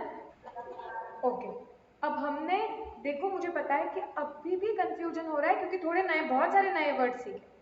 अब डोंट वरी, चार्ट सामने रखो, शांति से पूरा एक बार रिवाइज करेंगे। हाँ, तो सबसे पहले हमने क्या बोला ये चैप्टर में कि बिजनेसेस को रिस्क होते हैं। जैसे रिस्क क्या हो सकता है, loss of stock because of variety of reasons like fire, earthquake, theft, flood and so on and so forth. So उसकी वजह से business organisations they can take, for in order to protect themselves, they can take insurance policies for loss of stock. Okay, also sometimes they also take insurance policies for loss of profit. What is loss of profit? कि because of such events, ऐसे events की वजह से ऐसे हो गया कि आपका बिजनेस डिसरप्ट हो गया, you were not able to conduct your business for some period and that is why, अगर if you were not able to conduct the business तो आपको प्रॉफिट भी नहीं हुआ, तो वो होने वाले प्रॉफिट का जो नुकसान है उसका आपने इंश्योरेंस लेके रखा हुआ है। तो ये चैप्टर में हमें क्या सीखना है कि ये दोनों जो हमने इंश्योरेंस पॉलिसी निकाले हुए हैं उसमें हम इंश्योरेंस कंपनी से कितना पैसा डिमांड कर सकते हैं, मतलब क्लेम कर सकते हैं। फिर हम पहले वाले पार्ट पे आ गए कि अगर हमारा लॉस ऑफ स्टॉक की पॉलिसी है तो उस केस में हमने इंश्योरेंस कंपनी के पास से कितना पैसा लेना चाहिए। ओके, तो हमने क्या बोला कि सबसे पहले हम ये देखेंगे कि अगर हमें ये देखना है कि इंश्योरेंस पॉलिसी के पास कितना क्लेम करना है, तो सबसे पहले आप फैक्ट्री में जाओ और आप देखो कि आपका नुकसान कितना हुआ है। टोटल लॉस हो गया है या पार्शियल लॉस हो गया। ओके, हमने बोला टोटल लॉस है, पूरा बर्बाद हो गया है, तो हम इंश्योरेंस कंपनी के पास कितना पैसा मांग सकते हैं, जितना एक्चुअल लॉस हुआ है उतना। लेकिन हमें ये भी तो चेक करना पड़ेगा कि हमने पॉलिसी कितने की निकाली है। सो लॉजिकली मुझे कितना पैसा मिलेगा, एक्चुअल लॉस और sum insured whichever is lower. Yes, simple है ना, सारे गुड्स डिस्ट्रॉय हो गए, तो मेरा लॉस जो भी आया हुआ है that is my actual loss, मुझे उतना भरपाई करके चाहिए। लेकिन आपको खुद को पूछना पड़ेगा कि तुमने इंश्योरेंस पॉलिसी उतने की निकाली है क्या। अगर आपने निकाली होगी तो आपको पूरा अमाउंट मिलेगा, अगर नहीं निकाली होगी, उससे कम अमाउंट है आपका सम इंश्योर्ड, तो जितना सम इंश्योर्ड है उतना ही मिलेगा। Are we clear? Total loss. Yes, okay. अब हम पार्शियल लॉस के केस में आ गए। पार्शियल लॉस के केस में मतलब तुम फैक्ट्री में जाओगे लेकिन पूरी बर्बादी नहीं हुई है, पार्शियल बर्बादी हुई है। ओके, अब तुम बोलोगे कि हाँ ठीक है, मतलब ना ये गुड्स बच गए, इतना नुकसान हुआ है, तो अभी इतना नुकसान हुआ है तो वो इंश्योरेंस कंपनी से भरपाई करना पड़ेगा, तो कैसे भरपाई करें ये पूछेंगे। तो हम पहले खुद को पूछते हैं, पहले चेक करो कि हमारा इंश्योरेंस फुल इंश्योरेंस है या अंडर इंश्योरेंस है। ओके, ये हम कैसे चेक करेंगे, हम देखेंगे कि हमारी इंश्योरेबल अमाउंट कितनी है और सम इंश्योर्ड कितना है। ओके, अगर हमें ऐसे लग रहा है कि हमारी, इसको मैं उल्टा लिखूं तो ज्यादा इजी होगा क्या, बट ठीक है, समझाते वक्त मैं समझा देती हूँ कि अगर मैंने बोला कि एक्चुअली, हाँ, मैंने बोला कि मेरा जो सम सॉरी इंश्योरेबल अमाउंट है एक्चुअली वो ज्यादा है। ओके, और या रुको, मैं चार्ट के हिसाब से फ्लो लेती हूँ, सॉरी चार्ट के हिसाब से लेती हूँ। ऐसे हो गया कि मेरा इंश्योरेबल अमाउंट जितना है उसके कंपैरिजन में जो सम इंश्योर्ड है, या तो वो सम इंश्योर्ड इक्वल है या उससे ज्यादा है, मतलब मेरा फुल प्रोटेक्शन है तो मेरा फुल इंश्योरेंस है। ओके, या फिर ऐसे भी हो सकता है कि जितना मेरा इंश्योरेबल अमाउंट है उसके कंपैरिजन में मेरा जो सम इंश्योर्ड है वो कम है, मतलब I am less protected, under insurance हो रहा है उस केस में। ओके, तो मुझे ये पूछना पड़ेगा। तो मैंने देखा कि मेरा फुल इंश्योरेंस है, जिस दिन आग लगी मेरे गोडाउन में 7 लाख के गुड्स थे और मेरा इंश्योरेंस भी सम इंश्योर्ड भी 7 लाख है, तो आई एम फुल्ली प्रोटेक्टेड। तो उस केस में हम क्या करेंगे, वेरी सिंपल, जितना एक्चुअल लॉस हुआ है तुम उतना इंश्योरेंस कंपनी से क्लेम कर लो ना, क्योंकि तुम तो फुल्ली प्रोटेक्टेड हो। जितना इंश्योरेंस निकालना चाहिए था उतना पूरा का पूरा तुमने निकाला हुआ है, तुमने फुल प्रोटेक्शन लिया हुआ था, तो उस केस में तुम्हारा जितना भी लॉस हुआ है तुम इंश्योरेंस कंपनी से डिमांड कर सकते हो। Are we clear about this? Yes, okay. अब तुमने बोला कि हमने देखा फैक्ट्री में तो ज्यादा गुड्स थे लेकिन कम नुकसान हुआ है, पार्शियल लॉस हुआ है। फिर हम बोलते हैं कि लेकिन इंश्योरेंस का टाइप देखो क्या है, हमने बोला लेकिन हम तो अंडर प्रोटेक्टेड थे, तो हमें चेक करना पड़ेगा कि इंश्योरेंस पॉलिसी में एवरेज क्लॉज है या नहीं है। अगर उन्होंने एवरेज क्लॉज रखा ही नहीं है तो सिंपल सी बात है, जितना एक्चुअल नुकसान हुआ उतना, या फिर सम इंश्योर्ड, दोनों में से विचएवर इज लोअर हम इंश्योरेंस कंपनी से डिमांड कर पाएंगे। लेकिन अगर उन्होंने एवरेज क्लॉज रखा है तो उस केस में जितना भी हमारा एक्चुअल लॉस हुआ है वो, उसको मल्टीप्लाई करना पड़ेगा किससे, सम insured divide by insurable amount. क्या मिला इससे, जब हम ये करते हैं कि सम insured divided by insurable amount, हम ये बोलते हैं कि हमने प्रोटेक्शन कितना परसेंटेज लिया हुआ था, तो हमें बराबर सिर्फ उतना परसेंटेज का लॉस भरपाई करके मिलेगा। So that's it, this is the chart. Clear, पूरा एकदम अच्छी तरीके से क्लियर, कुछ भी डाउट लग रहा है? पक्का ना, कुछ कंफ्यूजन नहीं हो रहा है अभी? हाँ, आज का होमवर्क क्या है, कुछ भी हालत में कल के लेक्चर के पहले ये चार्ट नोटबुक बंद करके एक बार रिवाइज कर लेना शांति से। तुम देखो कि बिना चार्ट के पास देखे एक बार रिवाइज करो कि तुम्हें खुद पूरा लॉजिकली याद आ रहा है क्या, रटना नहीं है ये, कुछ भी लॉजिकली याद आ रहा है क्या। अगर लॉजिकली पूरा तुम्हारा करेक्ट चार्ट तुम्हें याद आ गया आंख बंद करके, उसका मतलब कंसेप्ट क्लियर है। ओके, चलो, अब ये पार्ट तो हो गया कि एक्चुअल लॉस वगैरह वगैरह फलाना ढिकना, कि हम कितना क्लेम कर सकते हैं। अब कितना क्लेम कर सकते हैं उसमें कितनी जगह पे हमें ये लगता है ना कि हमें ये निकालना पड़ता है कि एक्चुअल लॉस कितना हुआ। ओके, कितनी सारी, ये चार्ट में अगर तुम देखोगे तो हमें कितनी सारी चीजें कैलकुलेट करनी पड़ सकती है। जैसे क्या क्या कैलकुलेट करना पड़ सकता है, एक सेकेंड, हमें कैलकुलेशन करना पड़ सकता है इंश्योरेबल अमाउंट का। ऊपर के चार्ट के हिसाब से हमें इंश्योरेबल अमाउंट निकालनी पड़ेगी ना, कि हमने जिस दिन आग लगी हमारे गोडाउन में कितने का माल था, तो हमने कितने का इंश्योरेंस निकालना चाहिए था, ये तो हमें निकालना पड़ेगा ना। यस और नो? यस। सी, तुम शांति से चार्ट देखो, हमें क्या बताया गया है, टोटल लॉस के केस में हम क्या बोलेंगे, टोटल लॉस के केस में कि जितना लॉस हुआ है पहले हमें वो निकालना पड़ेगा, कि एक्चुअली हमारे टोटल लॉस मतलब क्या, जितने गुड्स थे पूरे बर्बाद हो गए। ओके, तो हमें बोलना पड़ेगा कि जितने गुड्स थे पूरे बर्बाद हो गए, तो पहले वैल्यू निकालो ना, क्योंकि क्लेम करते वक्त हम क्या बोल रहे हैं, हम क्लेम करते वक्त सपोज एक्चुअल लॉस क्लेम करेंगे, हम बोलेंगे कि फैक्ट्री में आए, जितने फैक्ट्री में गुड्स थे पूरे बर्बाद हो गए, तो हम इंश्योरेंस कंपनी के पास जाएंगे और बोलेंगे हमारे इतने इतने अमाउंट्स के गुड बर्बाद हो गए। हमने, हाँ ये सीखा, हमने चार्ट में क्या सीखा, कि हम उनको बोलेंगे कि हमारा एक्चुअल लॉस इतना हुआ, आप हमें दो, सब्जेक्ट टू सम इंश्योरेंस, आप हमें दो, लेकिन एक्चुअल लॉस कितना हुआ ये निकालना पड़ेगा ना। ओके, सो मतलब इन शॉर्ट एक्चुअल लॉस क्या हुआ ये भी हमें निकालना पड़ेगा, कि टोटल लॉस के केस में जब सारे गुड्स बर्बाद हो गए गोडाउन के, तो कितने का नुकसान हुआ, गोडाउन में कितने गुड्स थे, कितने के गुड्स थे, मेरा एक्चुअल लॉस कितना हुआ, ये पहले हमें कैलकुलेट करना पड़ेगा, उसके बाद में जाओ ना इंश्योरेंस कंपनी के पास डिमांड करने के लिए। एट द सेम टाइम तुम पार्शियल लॉस भी ले लो, पार्शियल लॉस के वक्त भी तुम्हें ये निकालना पड़ेगा ना कि जब आग लगी तो गोडाउन में कितने गुड्स थे, फिर क्वेश्चन में वो बताएंगे कि उसमें से कितना परसेंट नुकसान हुआ है, कितने बर्बाद हुए, लेकिन जब आग लगी तो गोडाउन में टोटल कितने का माल था, what was the value of the goods, ये कौन निकालेगा, हमें निकालना पड़ेगा। सो बेसिकली जिस दिन आग लगी उस दिन हमारे फैक्ट्री में कितने का माल था ये हमें कैलकुलेट करना पड़ेगा, क्योंकि उसके बेसिस पे ही फिर हम इंश्योरेंस कंपनी के पास ये पूरे चार्ट के हिसाब से क्लेम कर पाएंगे। So the next part of this chapter is, या आगे जाके अभी हमें क्या सीखना है, सी हमने ये चार्ट में क्या सीखा, कि अगर मेरे पास ये सारे फिगर्स अवेलेबल है, ओके, तो मैं इंश्योरेंस कंपनी के पास कितना पैसा डिमांड कर सकती हूँ।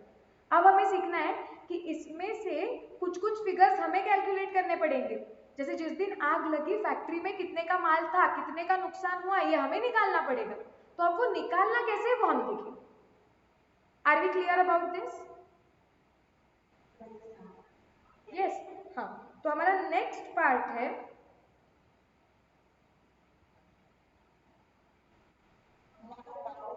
हाँ बोलो ना।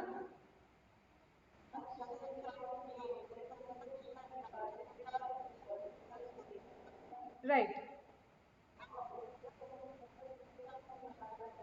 हाँ। हाँ। राइट।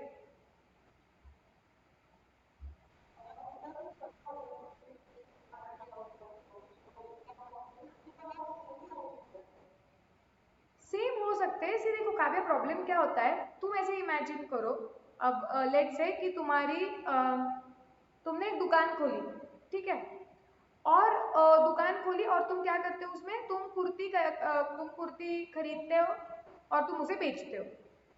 ओके, अब क्या हुआ, तुम्हारे अभी पहले महीने में रफली अराउंड तुम्हारे, हमेशा रोज अगर तुम देखोगे तो एटलीस्ट तुम्हारे शॉप में 50,000 का माल होता है रफली। ओके, कभी 50,000 का होगा, कभी 45,000 का होगा, कभी 48,000 का होगा, कभी 55 का होगा, कभी 65 का होगा। सो ऐसे अराउंड इतने का माल तुम्हारे दुकान में होता है। अब तुम सोचते हो कि यार मेरा तो कपड़े का बिजनेस है, यार कभी शॉर्ट सर्किट वगैरह हो गया पूरा जल जाएगा, तो तुमने सोचा मैं इंश्योरेंस निकालती हूँ। अब काव्या जब तुम इंश्योरेंस निकालने जाओगे, तुम्हारे गोडाउन में कभी 50 होता है, कभी 45 होता है, कभी 48, कभी 55, कभी 65। हाँ, तो ऑन एन एवरेज निकालोगे, तो तुमने बोला यार ऑन एन एवरेज मैं ले लेती हूँ, सपोज रफ एवरेज है, मैंने एवरेज निकाला नहीं है, कुछ 52,000 का मैं इंश्योरेंस ले लेती हूँ। ओके, लेकिन अनफॉर्चुनेटली सपोज जिस दिन आग लगी उस दिन ऐसे हुआ था, अब सब नसीब खराब, उस दिन ऐसे हुआ था कि तुम्हारा फ्रेश माल उसी दिन आया था, तुम्हें रिसीव हुआ था अहमदाबाद से, तो एक्चुअली उस दिन तुम्हारे शॉप में कुछ एक्सेप्शनल दिन था जब एक्चुअली 68,000 का माल था और उस दिन आग लग गई, तो अभी तुम्हारा इंश्योरेबल अमाउंट कितना था 68,000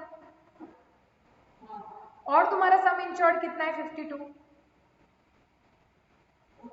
so this can happen under insurance. कोई कभी कभार कोई लोग जानबूझ के इंटेंशनली अंडर इंश्योरेंस निकालते हैं कि नहीं हमें इतने का ही प्रोटेक्शन चाहिए, ज्यादा की जरूरत नहीं है। कुछ कुछ केस में अनइंटेंशनली भी अंडर इंश्योरेंस हो सकता है। ओके और हाँ बिल्कुल, अब ऐसे भी हो सकता है कि उस दिन नसीब अच्छा था तुम्हारा और गोडाउन में कुछ से 48,000 का माल था, तो उस केस में तुम्हारा फुल इंश्योरेंस हो गया, पूरा प्रोटेक्शन हो गया ना फिर तो।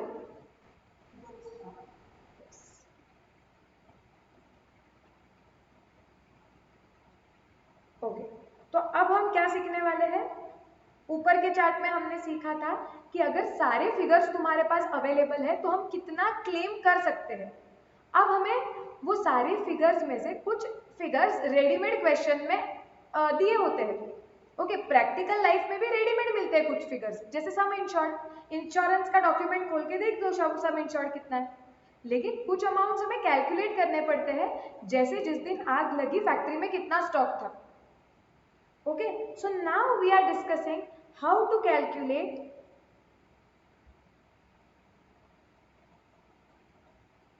stock amount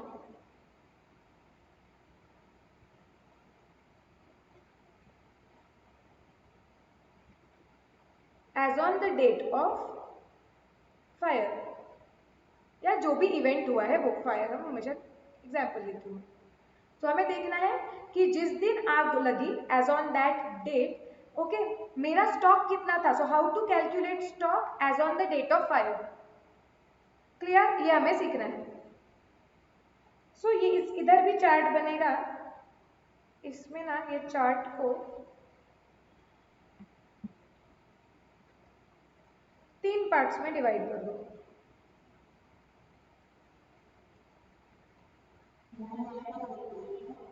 हाँ हाँ आ जाएगा, छोटा चार्ट है, बिल्कुल आ जाएगा।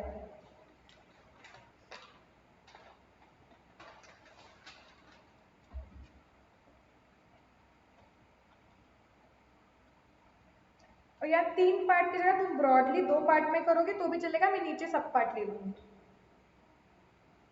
2 में कर दो, ठीक है। तो अभी हमें ये देखना है, कैलकुलेट करना है कि आग लग गई और स्टॉक कितना था। तो पहले पूछो कि आर और वर, ऐसे लिख लो, स्टॉक रिकॉर्ड्स आर मेंटेन्ड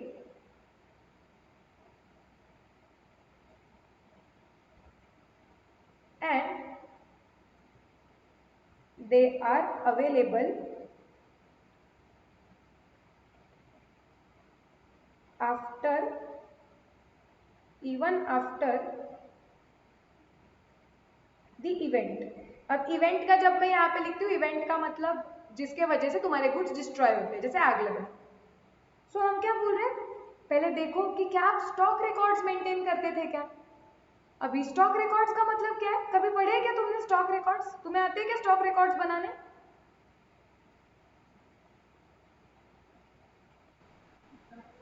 नहीं आते? काव्या, आकांक्षा, वैभवी, तुम्हें आता है क्या स्टॉक रिकॉर्ड मेंटेन करना?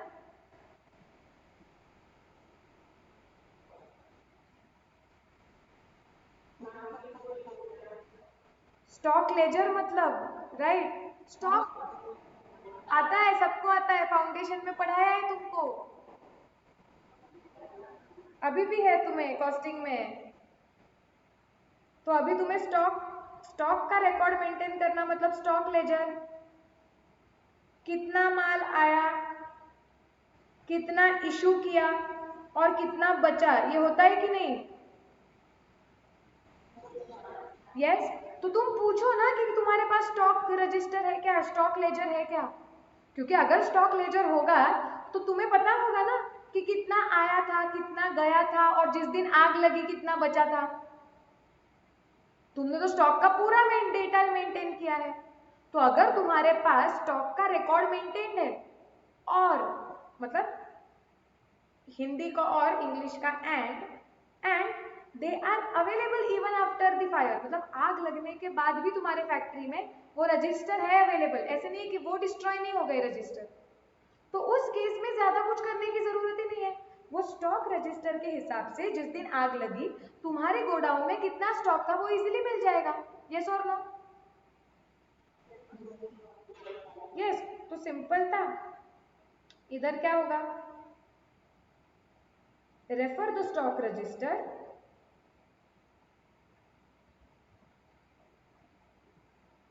to arrive at the value of stock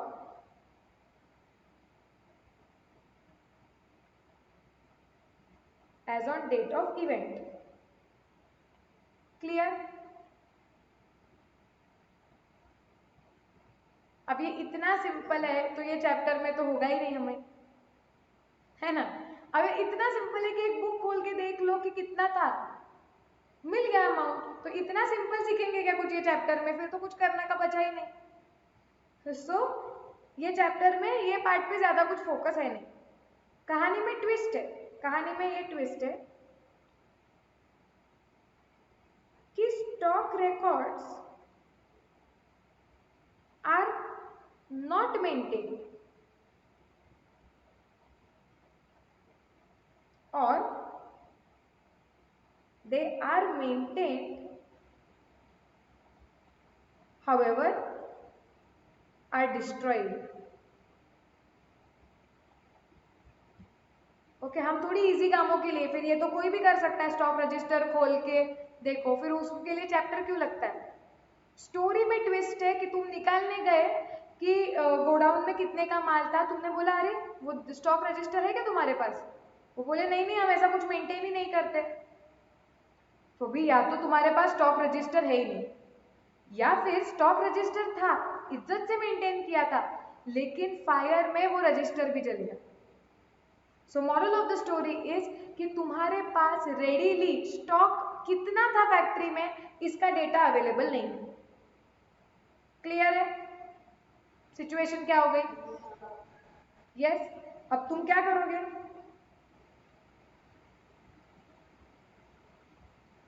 अब तुम जाओगे अकाउंट्स डिपार्टमेंट के पास, तुम बोलोगे ठीक है एक सेकेंड, फैक्ट्री में स्टॉक ये रजिस्टर नहीं मेंटेन किया गया है ना, लेकिन अकाउंट्स वाले भी तो रिकॉर्ड करते हैं।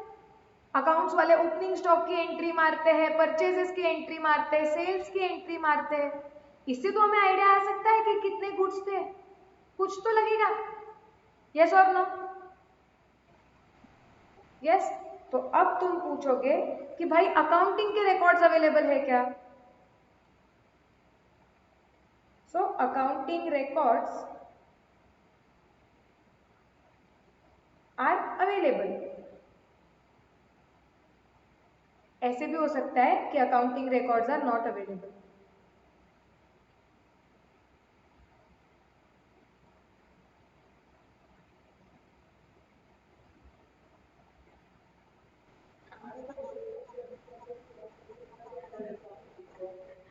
काव्या बोले कि मैम कैसे लोग, ये तो बेसिक है, अकाउंटिंग भी नहीं करते तो क्या करते? काव्या को गुस्सा आ गया, काव्या बोली मैं तो इनका काम ही नहीं करूंगी मैम, बेसिक चीजें भी नहीं करते ये लोग। काव्या शायद से ऐसे हो सकता है, और ट्रू है कि ये तो बेसिक है मैम, हर मतलब अकाउंटिंग तो रखते ही होंगे। सी कभी कभार कैसे हुआ होगा, शायद से ऐसे हो जाता होगा कि यू नो कि अकाउंटिंग रिकॉर्ड मेंटेन रखा था लेकिन वो भी डिस्ट्रॉय हो गया तो फायर में, वो भी हो सकता है। हाँ, और कोई रेयर केस में ऐसे हो सकता है कि वो लोग, उन्होंने क्या किया था ना, सारे बिल जमा करके रखे थे, बस अकाउंटिंग एंट्री उन्होंने मारी नहीं, तो रेडीली अवेलेबल नहीं। हाँ, फिर वो डेटा जमा करना पड़ेगा। उनको बोलना पड़ेगा कि मार के दो एंट्री।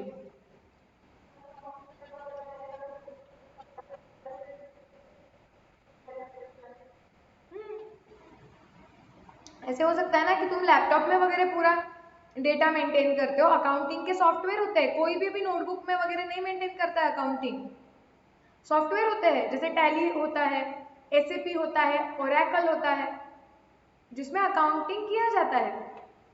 ओके, अब ऐसे भी हो सकता है कभी कि वो कंप्यूटर मतलब आपने जहाँ पे वो डेटा स्टोर करके रखा था वो चीज ही उड़ गई, डिस्ट्रॉय हो गई आग के वजह से या वो इवेंट के वजह से, तो क्या करोगे अभी? तो उस केस में accounting information will not be available no.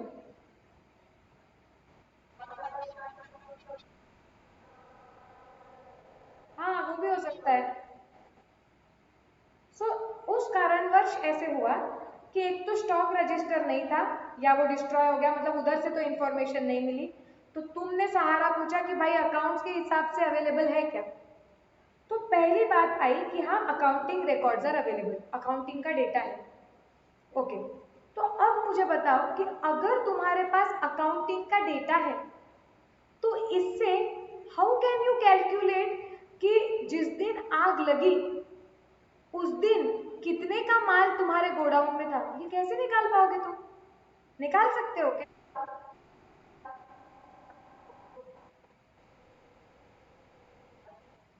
Last कितना आया था सिर्फ वो इम्पोर्टेंट होगा क्या? कुछ पड़ा भी तो हो सकता है पहले से। हमें ये निकालना है कि जिस दिन, एक ही सेकंड ना, जिस दिन फैक्ट्री में आग लगी उस दिन उसमें कितना माल पड़ा था। अगर वो पूरा आग लग गई तो, समझा? मतलब हमें ये निकालना है कि फैक्ट्री में जितना माल था पूरा डिस्ट्रॉय हो गया तो कितने का माल था। कैसे निकालोगे? चलो मैं थोड़ा एक एग्जांपल भी देती हूँ आप लोगों को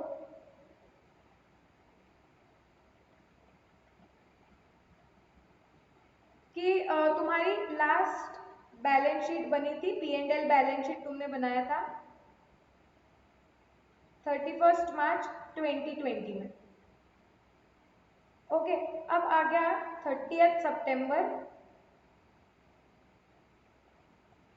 और 30 सितंबर को आग लग गई, टोटल लॉस हो गया।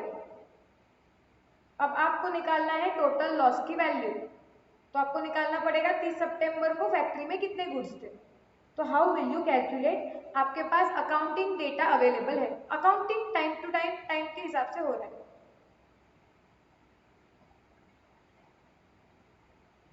आइडियाज बताओ कैसे निकालोगे तुम?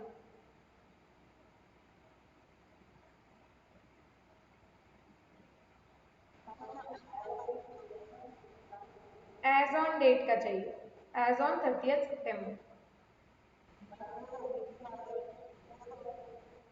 कौन सी एंट्री मारी होगी?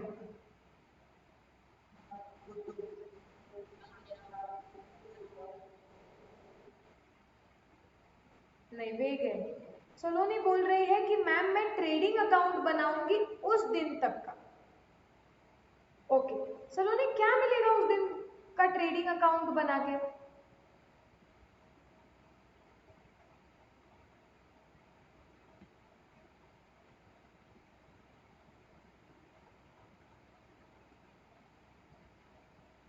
Closing stock.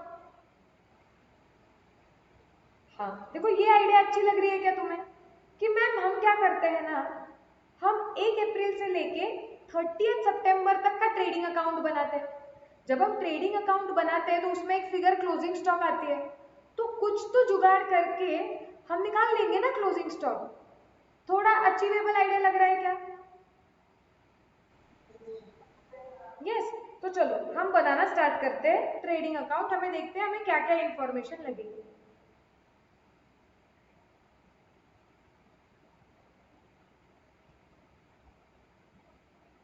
सी, सो मैं ट्रेडिंग अकाउंट बना रही हूँ फ्रॉम 1 अप्रैल टू 30 सितंबर। तो सबसे पहले ओपनिंग स्टॉक लिख देती हूँ उधर, टू ओपनिंग स्टॉक। इससे क्या मिल जाएगा कि 1 अप्रैल को कितने का माल था। ओके, फिर 2 परचेजेस लिखेंगे कि अप्रैल से सितंबर तक के बीच में कितने का माल खरीदा। सो मेरा ट्रेडिंग अकाउंट अभी क्या क्या दिखा रहा है कि स्टार्टिंग में कितना माल था, ओके, प्लस कितना खरीदा। ओके, ट्रेडिंग अकाउंट में डायरेक्ट एक्सपेंसेस भी आते हैं ना। सो इस पीरियड में किए गए सारे डायरेक्ट एक्सपेंसेस ऐड कर देंगे। जब हम अकाउंटिंग स्टैंडर्ड 2 करेंगे तो वो डायरेक्ट एक्सपेंसेस क्यों आते हैं वो भी तभी और क्लियरली समझे, बट अभी इतना समझ लो। सो डायरेक्ट एक्सपेंस भी आएंगे। तो अभी मेरा ट्रेडिंग अकाउंट क्या दिखाता है कि अप्रैल से सितंबर तक मेरे पास जितने भी गुड्स अवेलेबल थे, opening stock plus purchases plus उन पे डायरेक्ट किया हुआ खर्चा, उन सबकी वैल्यू वहां पे आ गई है डेबिट में। यस और नो? ओके, अब इसमें से जो गुड्स बाहर चले गए, जो फैक्ट्री में थे ही नहीं, जैसे बेच दिए, तो वो कम कर देते हैं ना हम, तो फैक्ट्री में जितने गुड्स थे वो मिल जाएंगे हमें। यस, सो मैं यहां से निकाल देती हूँ बाय सेल्स। अज्यूम करो सिर्फ सेल्स हुआ है। सो एक साइड पे कितने के गुड्स थे वो मुझे मिल गया, कितने के गुड्स बेच दिए वो मिल गया। तो क्या इन दोनों का डिफरेंस क्लोजिंग स्टॉक होगा क्या? इतने के गुड्स थे, इतने के तो बेच दिए, जो बचे मतलब क्लोजिंग स्टॉक। यस, सो क्या मैं इन दोनों का डिफरेंस निकाल दूं तो मुझे क्लोजिंग स्टॉक मिल जाएगा क्या?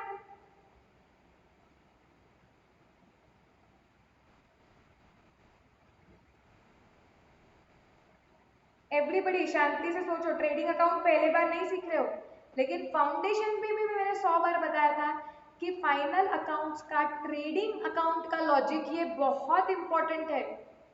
This is very very important. Trading account कैसे बनता है, क्यों बनता है, उसका लॉजिक एक्सट्रीमली इंपॉर्टेंट है, not only for this chapter, for few more chapters. Okay, तो तुम बोल रहे हो मैम इन दोनों का डिफरेंस निकालेंगे तो क्लोजिंग स्टॉक मिल जाएगा। ठीक है, करके देखते हैं। एक एग्जांपल लेते हैं, देखते हैं मिलता है क्या हमें ये करके क्लोजिंग स्टॉक।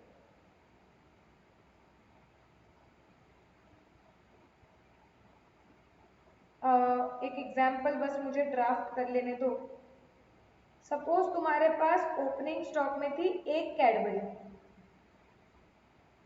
ओके, मैं यहाँ पे लिख देती हूँ क्वांटिटी, यहाँ पे लिख देती हूँ अमाउंट। ओपनिंग स्टॉक में एक थी कैडबरी जो तुमने खरीदी थी 10 रुपए में, तुमने परचेज की 10 कैडबरी और लेट्स से वो सारी परचेज की इक्वली कॉस्ट रखती हूँ 10 रुपए में। सो तुम्हारा टोटल कॉस्ट कितना हो गया? तुम्हारा ओपनिंग स्टॉक कुछ 10 का है, तुम्हारा परचेजेस 100 का है। अब मैं तुम्हें सेल्स की डिटेल देती हूँ।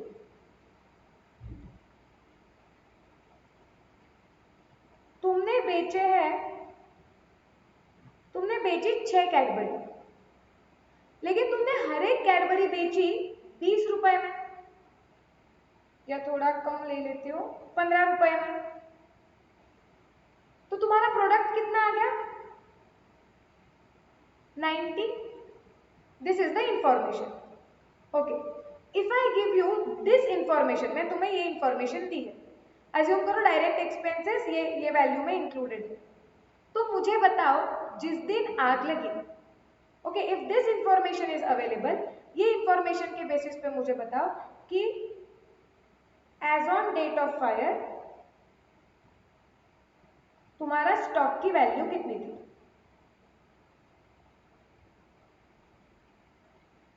निकालो।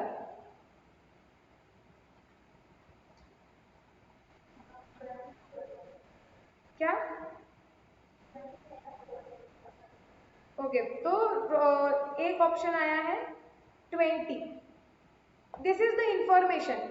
मैं बोल रही हूँ ट्रेडिंग अकाउंट की बनाने की भी जरूरत नहीं है, ट्रेडिंग अकाउंट बनाओ मत, तुम्हें ये इंफॉर्मेशन दी है तो तुम कॉमन सेंस से पहले निकालो कि जिस दिन आग लगी तुम्हारे गोडाउन में कितने का माल था। Use common sense first.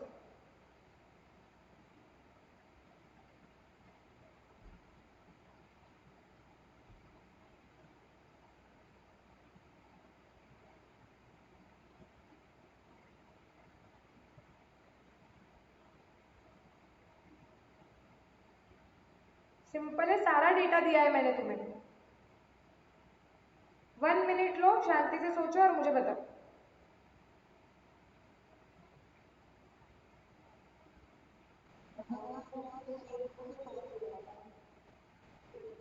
सी मुझे नहीं पता, मैंने तुम्हें इंफॉर्मेशन दे दी है। हाँ, एक 50 आया हुआ है, दो मतलब दो लोग 50 बोल रहे हैं।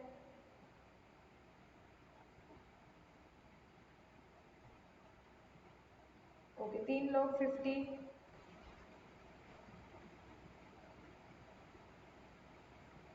बताओ, सबसे आंसर चाहिए मुझे। 50, ओके। सिर्फ तुम्हारा बचा है काव्य आंसर।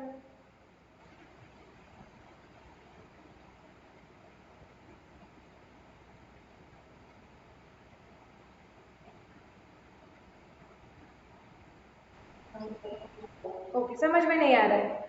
ओके, सी अगर मुझे इतनी इंफॉर्मेशन दी है तो मुझे क्या समझता है कि मेरे पास टोटल गुड्स कितने थे क्वांटिटी में। कैडबरी 11 कैडबरी थी क्या टोटल,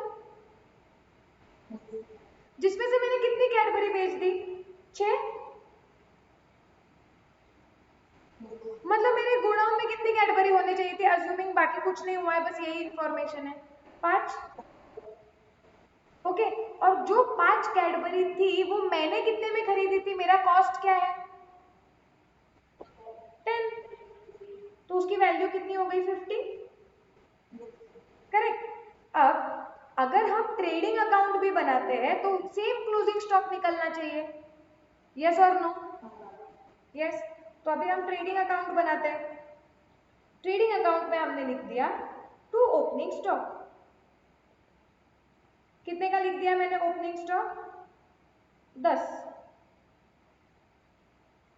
फिर मैंने लिख दिया टू परचेजेस,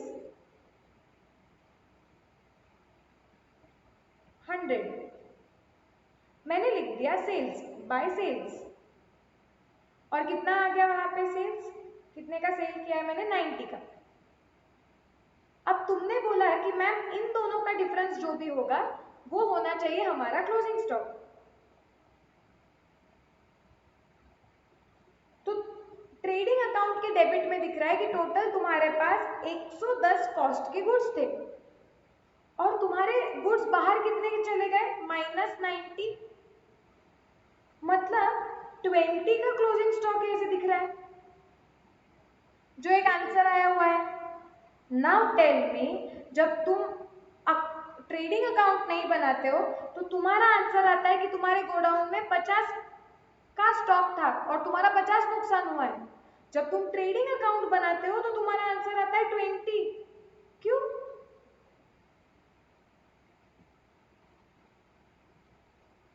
दोनों में से एक कुछ तो गलत है।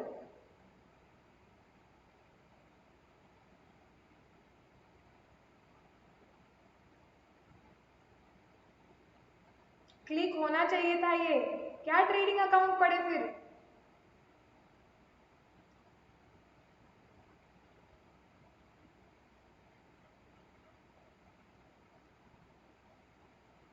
बताओ कहाँ पे मिस्टेक है।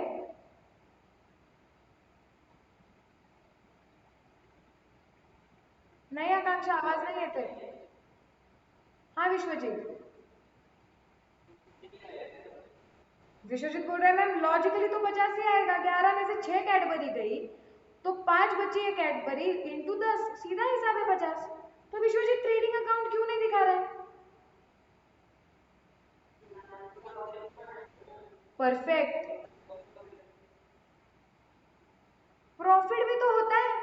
तुम यहाँ पे क्या कर रहे हो, देखो तुम यहाँ पे बोल रहे हो तुम्हारे पास 110 के टोटल 110 कॉस्ट की कैडबरी है तुम्हारे पास, तो तुमने कंपेयर ये करना चाहिए ना कि 110 कॉस्ट की कैडबरी है, तो वो जब वो कैडबरीज बेची गई, तो जितनी भी कैडबरीज बेची गई उनका कॉस्ट कितना है, तो कितनी कैडबरीज बची है उनका कॉस्ट क्या है वो मिलेगा ना। समझ रहे हैं तुम्हें?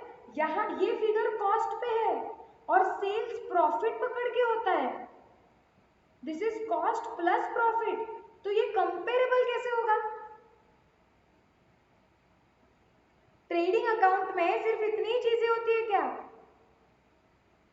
ट्रेडिंग अकाउंट का लॉजिक क्या होता है, याद करो। ट्रेडिंग अकाउंट, ट्रेडिंग अकाउंट क्या बोलता है, तुम यहाँ पे सारे एक्सपेंस लिख लो, जैसे opening stock, purchases, direct expense लिखो। ये क्या बताता है तुम्हें? ट्रेडिंग का डेबिट बताता है, ये जो मैंने अभी लिखा है, cost of goods available for sale. Manufacturing account के लॉजिक्स याद रखो, चिल्ला चिल्ला के पढ़ाया है, फिर भी क्लियर नहीं है या भूल गए हो? जब हम मैन्युफैक्चरिंग अकाउंट का वो चैप्टर किया था तो याद है क्या कितना डिटेल पढ़ा था? यस तो ट्रेडिंग के डेबिट में क्या आता है, जितने भी गुड्स बेचने के लिए अवेलेबल है उनका कॉस्ट। यस फिर तुम यहाँ सेल्स करते हो, सेल्स में तुम क्या लिखते हो कि तुमने गुड्स कितने में बेचे, तो तुमने यहाँ पे कुछ गुड्स बेचे। अब हमें क्या बताया है मैचिंग कंसेप्ट, मैचिंग कंसेप्ट क्या बोलता है कि यहाँ पे गुड्स का सेलिंग प्राइस है कि गुड्स कितने में बेचे हैं, तो जो गुड्स तुमने बेचे हैं बस तुम उसका कॉस्ट ट्रेडिंग अकाउंट में रखो ना, जितना सामान तुमने बेचा है, जितने गुड्स तुमने बेचे हैं बस उतने गुड्स का कॉस्ट तुम रखो ट्रेडिंग अकाउंट में, तो ही कंपेयर होगा कि गुड्स इतने में बेचे और वही गुड्स का कॉस्ट कितना था, तो इन दोनों का डिफरेंस प्रॉफिट या लॉस आएगा। इसके वजह से जो गुड्स मेरे पास अवेलेबल थे लेकिन मैं बेच ही नहीं पाई, मुझे उनका कॉस्ट ट्रेडिंग अकाउंट में से बाहर निकाल देना पड़ता है। यस और नो? और उन्हें बाहर निकालने के लिए ही मैं क्लोजिंग स्टॉक की एंट्री मारती हूँ कि closing stock account debit to trading account, कि जो गुड्स मैंने बेचे ही नहीं है उनका खर्चा यहां से बाहर निकाल दो। क्यों? ताकि जो गुड्स मैंने बेचे हैं बराबर से बस उनका ही खर्चा यहाँ पे रहे, इनका मैचिंग हो ताकि मैं प्रॉफिट लॉस निकाल पाऊं। यस और no?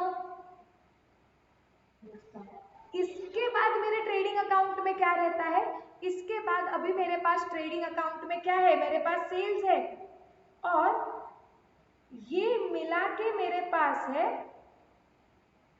Cost of goods sold, जो गुड्स मैंने बेचे उनका कॉस्ट। और अब जब मैं इनको कंपेयर करती हूँ, अगर मेरा sales cost of goods sold से हायर है तो मेरा प्रॉफिट आएगा जो इधर ग्रॉस प्रॉफिट लिखा है। ऐसे ट्रेडिंग अकाउंट कंप्लीट होता है ना? यस सो लॉजिकली हम ऊपर क्या गलत कर रहे थे तुम देखो। अब पहले तो मुझे बताओ ट्रेडिंग अकाउंट का लॉजिक क्लियर है क्या? हमेशा ये याद रखना चाहिए और ये मतलब गांठ बांध लो एकदम कि ट्रेडिंग अकाउंट में हमेशा सेल्स होना चाहिए और जो गुड्स बेचे हैं बस उनका ही कॉस्ट होना चाहिए। जो गुड्स बेचे नहीं है ना तुमने और जो ट्रेडिंग के डेबिट में पड़े हुए हैं तुम वहां से हटा दोगे उसे, और जब ये सेल्स और कॉस्ट ऑफ गुड्स मैच होगा तो ही तुम्हारा ट्रेडिंग अकाउंट करेक्ट प्रॉफिट या करेक्ट लॉस बता पाएगा। ये बेसिक ऑफ अकाउंट से ये क्लियर होना ही चाहिए। तो अब हम हमारे मुद्दे पे आते हैं, यहाँ पे ऊपर ट्रेडिंग अकाउंट से यहाँ पे क्या हो रहा था, तुम ट्रेडिंग अकाउंट बनाने निकले थे और बोला कि ट्रेडिंग अकाउंट हम बना देंगे मैम, हम अगर ट्रेडिंग अकाउंट में बाकी सारी फिगर्स लिख देंगे तो हमें क्या मिलना चाहिए, क्लोजिंग स्टॉक मिल जाएगा मैम। यस लेकिन तुमने क्या लॉजिक लगाया, तुम डायरेक्टली क्या बोले कि मैम ट्रेडिंग के डेबिट में हमारे पास कितने गुड्स है वो हमने देखा, उसमें से जो गुड्स बाहर चले गए वो देखा, हम अगर अभी देखेंगे तो हमें मिल जाएगा क्लोजिंग स्टॉक। अरे भाई सरासर गलत कर रहे हो तुम। क्यों? उसका कॉस्ट है तुम्हारे पास ट्रेडिंग के डेबिट में, लेकिन जो गुड्स बाहर गए उनका सेलिंग प्राइस है ना। लॉजिकली क्या होना चाहिए, जो गुड्स मेरे पास थे उनका कॉस्ट, जो गुड्स बाहर गए उनका कॉस्ट, तो जो गुड्स बचे हैं उसका कॉस्ट मिलेगा ना। यस और नो? यस। सो लॉजिकली मुझे यहाँ पे प्रॉफिट लिखने का जरूरी है। क्यों? क्योंकि जब मैं यहाँ पे प्रॉफिट लिखूंगी तो क्या हो जाएगा, यहाँ पे सेल्स लिखा हुआ है जिसमें कॉस्ट प्लस प्रॉफिट होगा। अगर मैं अपोजिट साइड पे यहाँ पे प्रॉफिट लिख देती हूँ, इसका मतलब क्या हो जाएगा, सेल्स माइनस प्रॉफिट, मतलब मैंने जो गुड्स बेचे हुए हैं उनका कॉस्ट आ जाएगा। See understand now, when you consider this part, what do you get, sales, opposite side is profit, तो selling price minus profit, isn't it cost price? Yes. So एक साइड पे अभी तुम्हारे पास है, तुम्हारे पास जितने भी गुड्स थे उनका कॉस्ट प्राइस, एक साइड पे तुम्हारे पास है जो गुड्स तुम्हारे बाहर चले गए उनका भी कॉस्ट प्राइस। अब तुम्हारे ट्रेडिंग अकाउंट में क्या बचा है कि जो गुड्स तुम्हारे पास बचे हुए हैं उनका कॉस्ट प्राइस। ये लॉजिक है, ये लॉजिक समझा क्या? एवरीबडी पक्का नहीं समझा है तो प्लीज पूछो, I will explain this 100 times, even 1000 times, I don't mind, but ये क्लियर होना चाहिए। Please understand, this is very important. तो किसी को भी कंफ्यूजन हो रहा है तो प्लीज पूछो।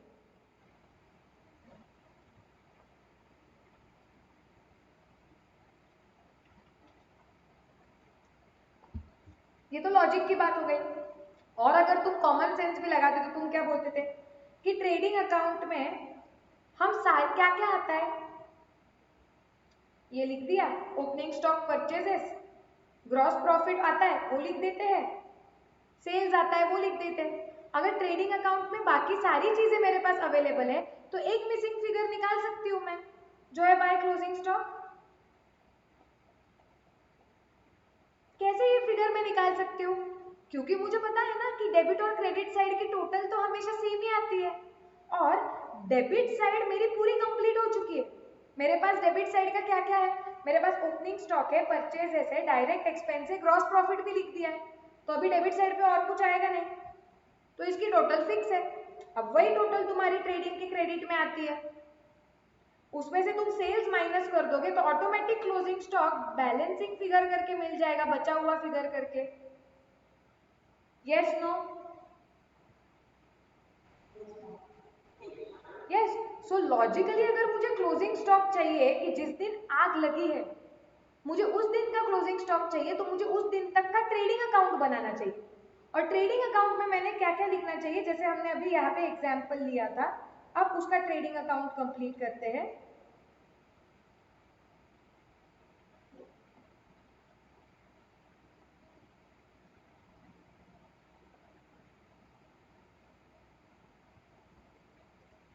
कैसे कंप्लीट करेंगे देखते हैं। अभी जो हमें इंफॉर्मेशन मिली थी कि 2 ओपनिंग स्टॉक था मेरा 10 रुपए का, 2 परचेजेस थे मेरे पास, कितने के थे वो, 100 के थे, हाँ 100, 100। मैं लिखूंगी बाय सेल्स 90 है, लेकिन फिर मुझे क्लिक होगा अरे ये तो कॉस्ट प्राइस पे है और ये सेलिंग प्राइस पे है, तो मुझे प्रॉफिट पहले मैं लिख देती हूँ ताकि क्या हो जाएगा, कॉस्ट, जो गुड्स की कॉस्ट प्राइस है वो मिल जाएगी, जो गुड्स बेचे हैं उनकी कॉस्ट प्राइस मिल जाएगी, तो अब ये कंपेरेबल होगा, और फिर जो गुड्स बचे हैं उनकी कॉस्ट प्राइस मिल जाएगी। तो मुझे इसके लिए यहाँ पे लिखना होगा to gross profit. Okay, gross profit कितना है वो मुझे सपोज पता है रेडीमेड, कितना है अभी इधर, कितना है जीपी बताओ, डायरेक्ट ही निकालो ना, देखो कितना सिंपल है, जीपी कितना होगा तुम्हारा, ये तो अभी मैं यहाँ का फिगर है तो निकाल पाओगे, मैं और कुछ बताऊंगी कि सम्स में कैसे करना होता है। यहाँ पे कितना सिंपल, तुमने 6 पेन बेचे बराबर, हर एक पेन के पीछे प्रॉफिट कितना होता है, 10 का पेन 15 में बेचते हो मतलब 5 का प्रॉफिट होता है, तब 6 पेन बेच के कितना प्रॉफिट हुआ, 30। हाँ, तो यहाँ पे जीपी कितना आ गया, मतलब 30। अब लिख दो बाय क्लोजिंग स्टॉक। कैसे निकालेंगे? लॉजिक वाइज भी एक्सप्लेन करूंगी और कैलकुलेशन वाइज भी। अब डेबिट साइड की टोटल तो 140 आ गई है, वो उतनी आने वाली है। 140 में से 90 माइनस कर दो, सॉरी, तो यहाँ पे कितना आ जाएगा? 50। This is asterisk balancing figure, बची हुई फिगर करके निकाला है। कैसे ये मैथमेटिकली बराबर आया? अब मैथमेटिकली समझो। मेरे पास टोटल गुड्स कितने के थे? उनकी कॉस्ट थी 110। जो गुड्स बाहर चले गए उनकी कॉस्ट कितनी थी? 90 माइनस 30। मतलब जो गुड्स बाहर चले गए उनकी कॉस्ट थी 90 में से, see cost price plus profit is equal to selling price. तो सेलिंग प्राइस 90 थी, उसमें से प्रॉफिट मैंने अपोजिट साइड पे लिख दिया, माइनस कर दिया 30। तो ऑटोमेटिकली जो गुड्स मेरे बाहर चले गए उनका कॉस्ट प्राइस कितना था? 60, वो कैप्चर हो गया।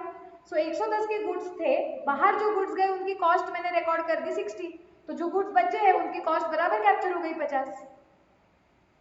Are we clear? पक्का एब्सोल्युटली क्लियर है हम? यस तो अभी हम चार्ट कंप्लीट करते हैं कि अगर आपके पास अकाउंटिंग रिकॉर्ड्स अवेलेबल है तो आपने क्या करना चाहिए? हमने प्रिपेयर करना चाहिए trading account till the date of event. मतलब जब आग वगैरह लगी तो ईयर के बिगिनिंग से, साल के पहले दिन से जब तक आग लगी उस दिन तक का हमने ट्रेडिंग अकाउंट लिखना चाहिए। उसमें हमने क्या लिखना चाहिए? हमारे पास सिर्फ अकाउंटिंग इंफॉर्मेशन अवेलेबल है, हमने उसमें लिखना चाहिए ओपनिंग स्टॉक, ओके, परचेजेस, ये एग्जाम्पल है और बहुत चीजें आती है ट्रेडिंग अकाउंट में, direct expenses, sales from information available. बराबर, ओपनिंग स्टॉक हो गया, परचेज आ गया, ओके, सेल्स आ गया। Opening stock, purchases, direct expense, sales. अब लिखना क्या है? जीपी। बराबर। अब ग्रॉस प्रॉफिट देखो, यहाँ पे मेरे पास बस इतनी इंफॉर्मेशन थी इसलिए मैंने ऐसे कैलकुलेट कर लिया, ओके। आप सोचो आपके पास अकाउंटिंग इंफॉर्मेशन है जिसमें आपके पास टोटल ओपनिंग स्टॉक है, परचेजेस है, सेल्स है, तो आपका प्रॉफिट यूजुअली क्या होता है? हम opening stock, purchases, direct expense, sales और क्लोजिंग स्टॉक लिखते हैं कि इतने का गुड्स हमने खरीदे थे, इतने के बेचे, इतने के बचे, तो प्रॉफिट कितना हुआ ये हम निकालते हैं ट्रेडिंग अकाउंट में। यहाँ पे उल्टा करना है, यहाँ पे क्लोजिंग स्टॉक निकालना है, लेकिन फिर प्रॉफिट कितना हुआ वो कैसे निकाले? जीपी तो लगेगा, उसके बिना क्लोजिंग स्टॉक नहीं मिलेगा, लेकिन प्रॉफिट कितना हुआ उसके लिए तो ट्रेडिंग अकाउंट बनाते हैं। तो प्रॉफिट हुआ कितना कैसे पता चलेगा? कैसे लिखूं मैं वहां पे जीपी?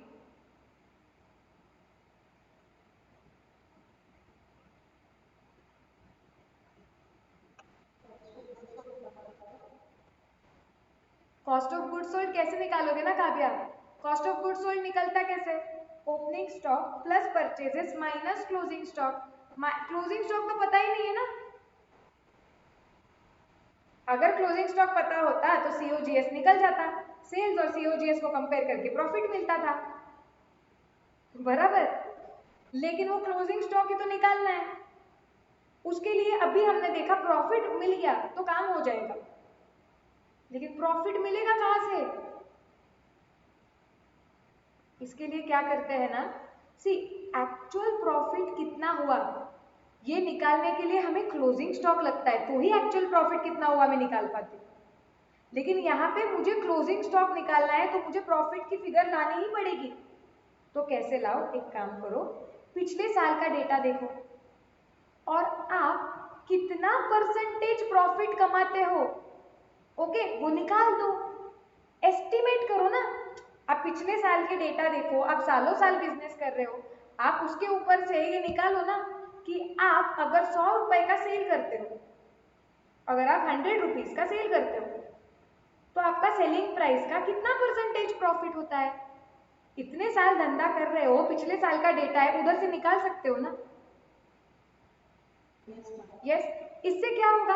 हाँ, जरूरी नहीं है कि इस साल उतना ही एग्जैक्ट प्रॉफिट हुआ होगा, लेकिन अभी नहीं है हमारे पास डेटा अवेलेबल, तो हम एस्टिमेटेड बेसिस पे तो निकाल पाएंगे कि हाँ मोर और लेस इतना प्रॉफिट हुआ होगा, तो वो लिख देते हैं ना उधर।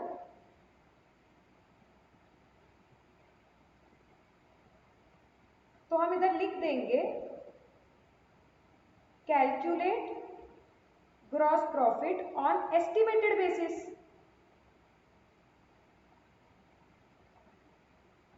दैट इज जो यूजुअल जीपी होता है उस हिसाब से निकाल दो। अब ओपनिंग स्टॉक आ गया, परचेजेस आ गया, डायरेक्ट एक्सपेंस आ गया, सेल्स आ गया, क्योंकि अकाउंटिंग में ये इन्फॉर्मेशन तो मिल गई। प्रॉफिट मिलने का दिक्कत आ रहा था, वो हमने पिछले सालों का एक अंदाज लेके निकाल लिया। अब क्या बैलेंसिंग फिगर क्लोजिंग स्टॉक मिल जाएगा क्या?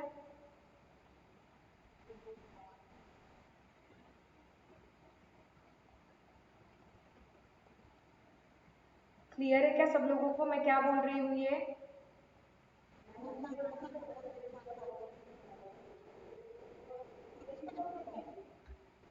नहीं, क्या काम, कैसे काम में आएंगे ना।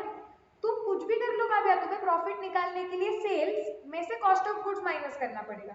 जो तुम, कॉमन सेंस है, जितना मेरे पास सेल्स है, जितना माल मैंने बेचा है, मुझे बराबर से उसका कॉस्ट लगेगा। और जो माल मैंने बेचा है उसका कॉस्ट कैसे निकलता है? Opening stock plus purchases minus closing stock. अब क्लोजिंग स्टॉक ही नहीं है तो कॉस्ट ऑफ गुड्स सोल्ड निकलेगा नहीं, और कॉस्ट ऑफ गुड्स सोल्ड निकलेगा नहीं तो सेल्स और cost of goods sold compare नहीं होगा, तो अंदाजे पे प्रॉफिट लेना पड़ेगा ताकि हमें क्लोजिंग स्टॉक मिले। कोई ऐसा है जिसको एब्सोल्युटली मैं जो बोल रही हूँ सेल्स सीओजीएस ये कुछ ऊपर से जा रहा है और कंफ्यूजन हो रहा है?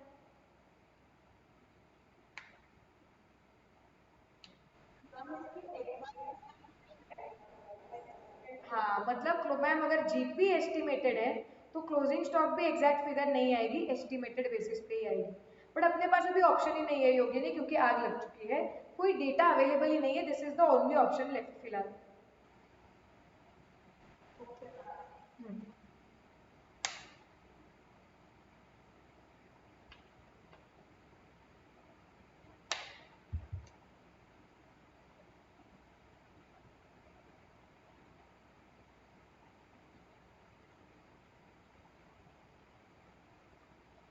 लिख लो। ये लास्ट पार्ट जो है कि अकाउंटिंग रिकॉर्ड्स भी अवेलेबल नहीं होते तो क्या करेंगे, वो कुछ नहीं है, बहुत सिंपल है, मैं बता देती हूँ। पहले इतना लिख लो, 2 मिनट में खत्म हो जाएगा वो पार्ट।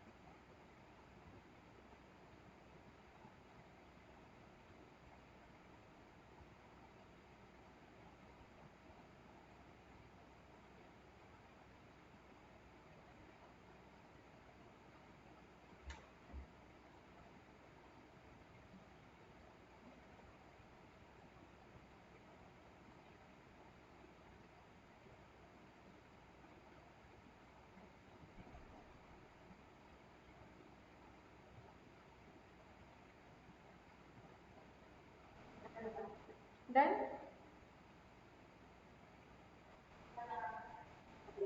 चलो, अब चार्ट का लास्ट पार्ट, उन्होंने क्या बोला कि जिस दिन आग लगी उस दिन कितने गुड्स थे वो निकालना है। स्टॉक रजिस्टर है क्या? नहीं भाई, मेंटेन नहीं किया या आग लग गई। अकाउंटिंग इन्फो है क्या? नहीं, वो भी नहीं है। तो देखो, अब फिर क्या करेंगे? तो निकालने का कोई स्कोप ही नहीं बचता है। तो हम क्या बोलेंगे, फिर एक काम करो, आप एटलीस्ट कुछ भी करके ये अकाउंटिंग इंफॉर्मेशन तो जमा करो। जैसे आपका ओपनिंग स्टॉक आपको चाहिए तो आपने लास्ट साल की बैलेंस शीट बनाई होगी, किसी के पास तो होगी, आपके सीए के पास होगी वो बैलेंस शीट, उससे ओपनिंग स्टॉक का फिगर लेके आओ। ओके, आपने साल भर में कितना माल खरीदा है, आप किससे खरीदते हो माल, आपका कोई क्रेडिटर होगा, कोई रेगुलर सप्लायर होगा, उसको पूछ लो कि भाई तुम्हारे पास तो रिकॉर्ड्स अवेलेबल है ना, तो हमें परचेज का डेटा दे दो। आपके जो कस्टमर्स है जिनको आप बेचते हो मेजोरिटीली वही गिने चुने 3-4 है, उन्हें रिक्वेस्ट करके डेटा ले लो। सो इन शॉर्ट, अगर अकाउंटिंग इंफॉर्मेशन अवेलेबल नहीं है तो you have to collect that information from some sources and then you will have to prepare trading account and find the stock in the same manner. So if accounting records are not available, sorry,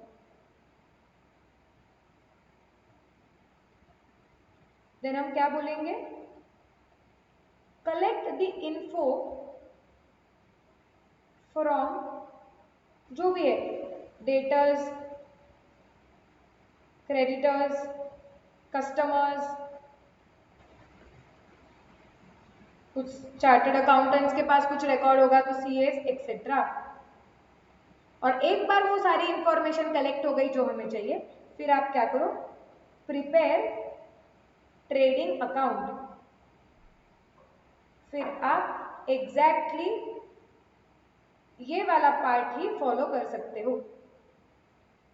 भाई ये वाला part means पूरा ये वाला part,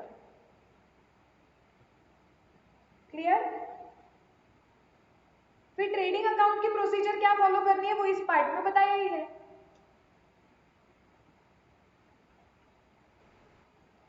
तो लिख लो फटाक से ये इतना।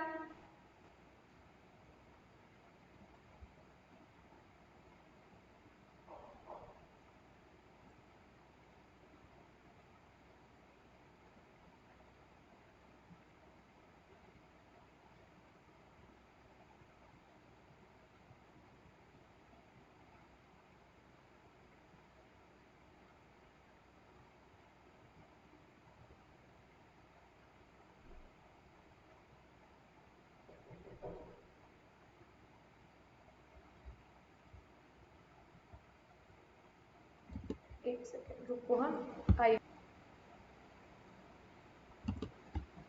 हो गया क्या? Yes, so shall we stop for today? Yes, आज जितना भी किया है उतना एक बार रिवाइज करके आ जाना शांति से। डायरेक्टली अभी कल के लेक्चर से इलस्ट्रेशन ही स्टार्ट करेंगे कि अब ये कैलकुलेट कैसे करना है, ये एक्चुअली सम्स देख लेंगे। तो आज का पहला वाला चार्ट और दूसरा वाला चार्ट, ये दोनों कॉम्बिनेशन में क्या करेंगे, हम कल सम्स सॉल्व करना स्टार्ट कर देंगे। Done, so let's stop for today.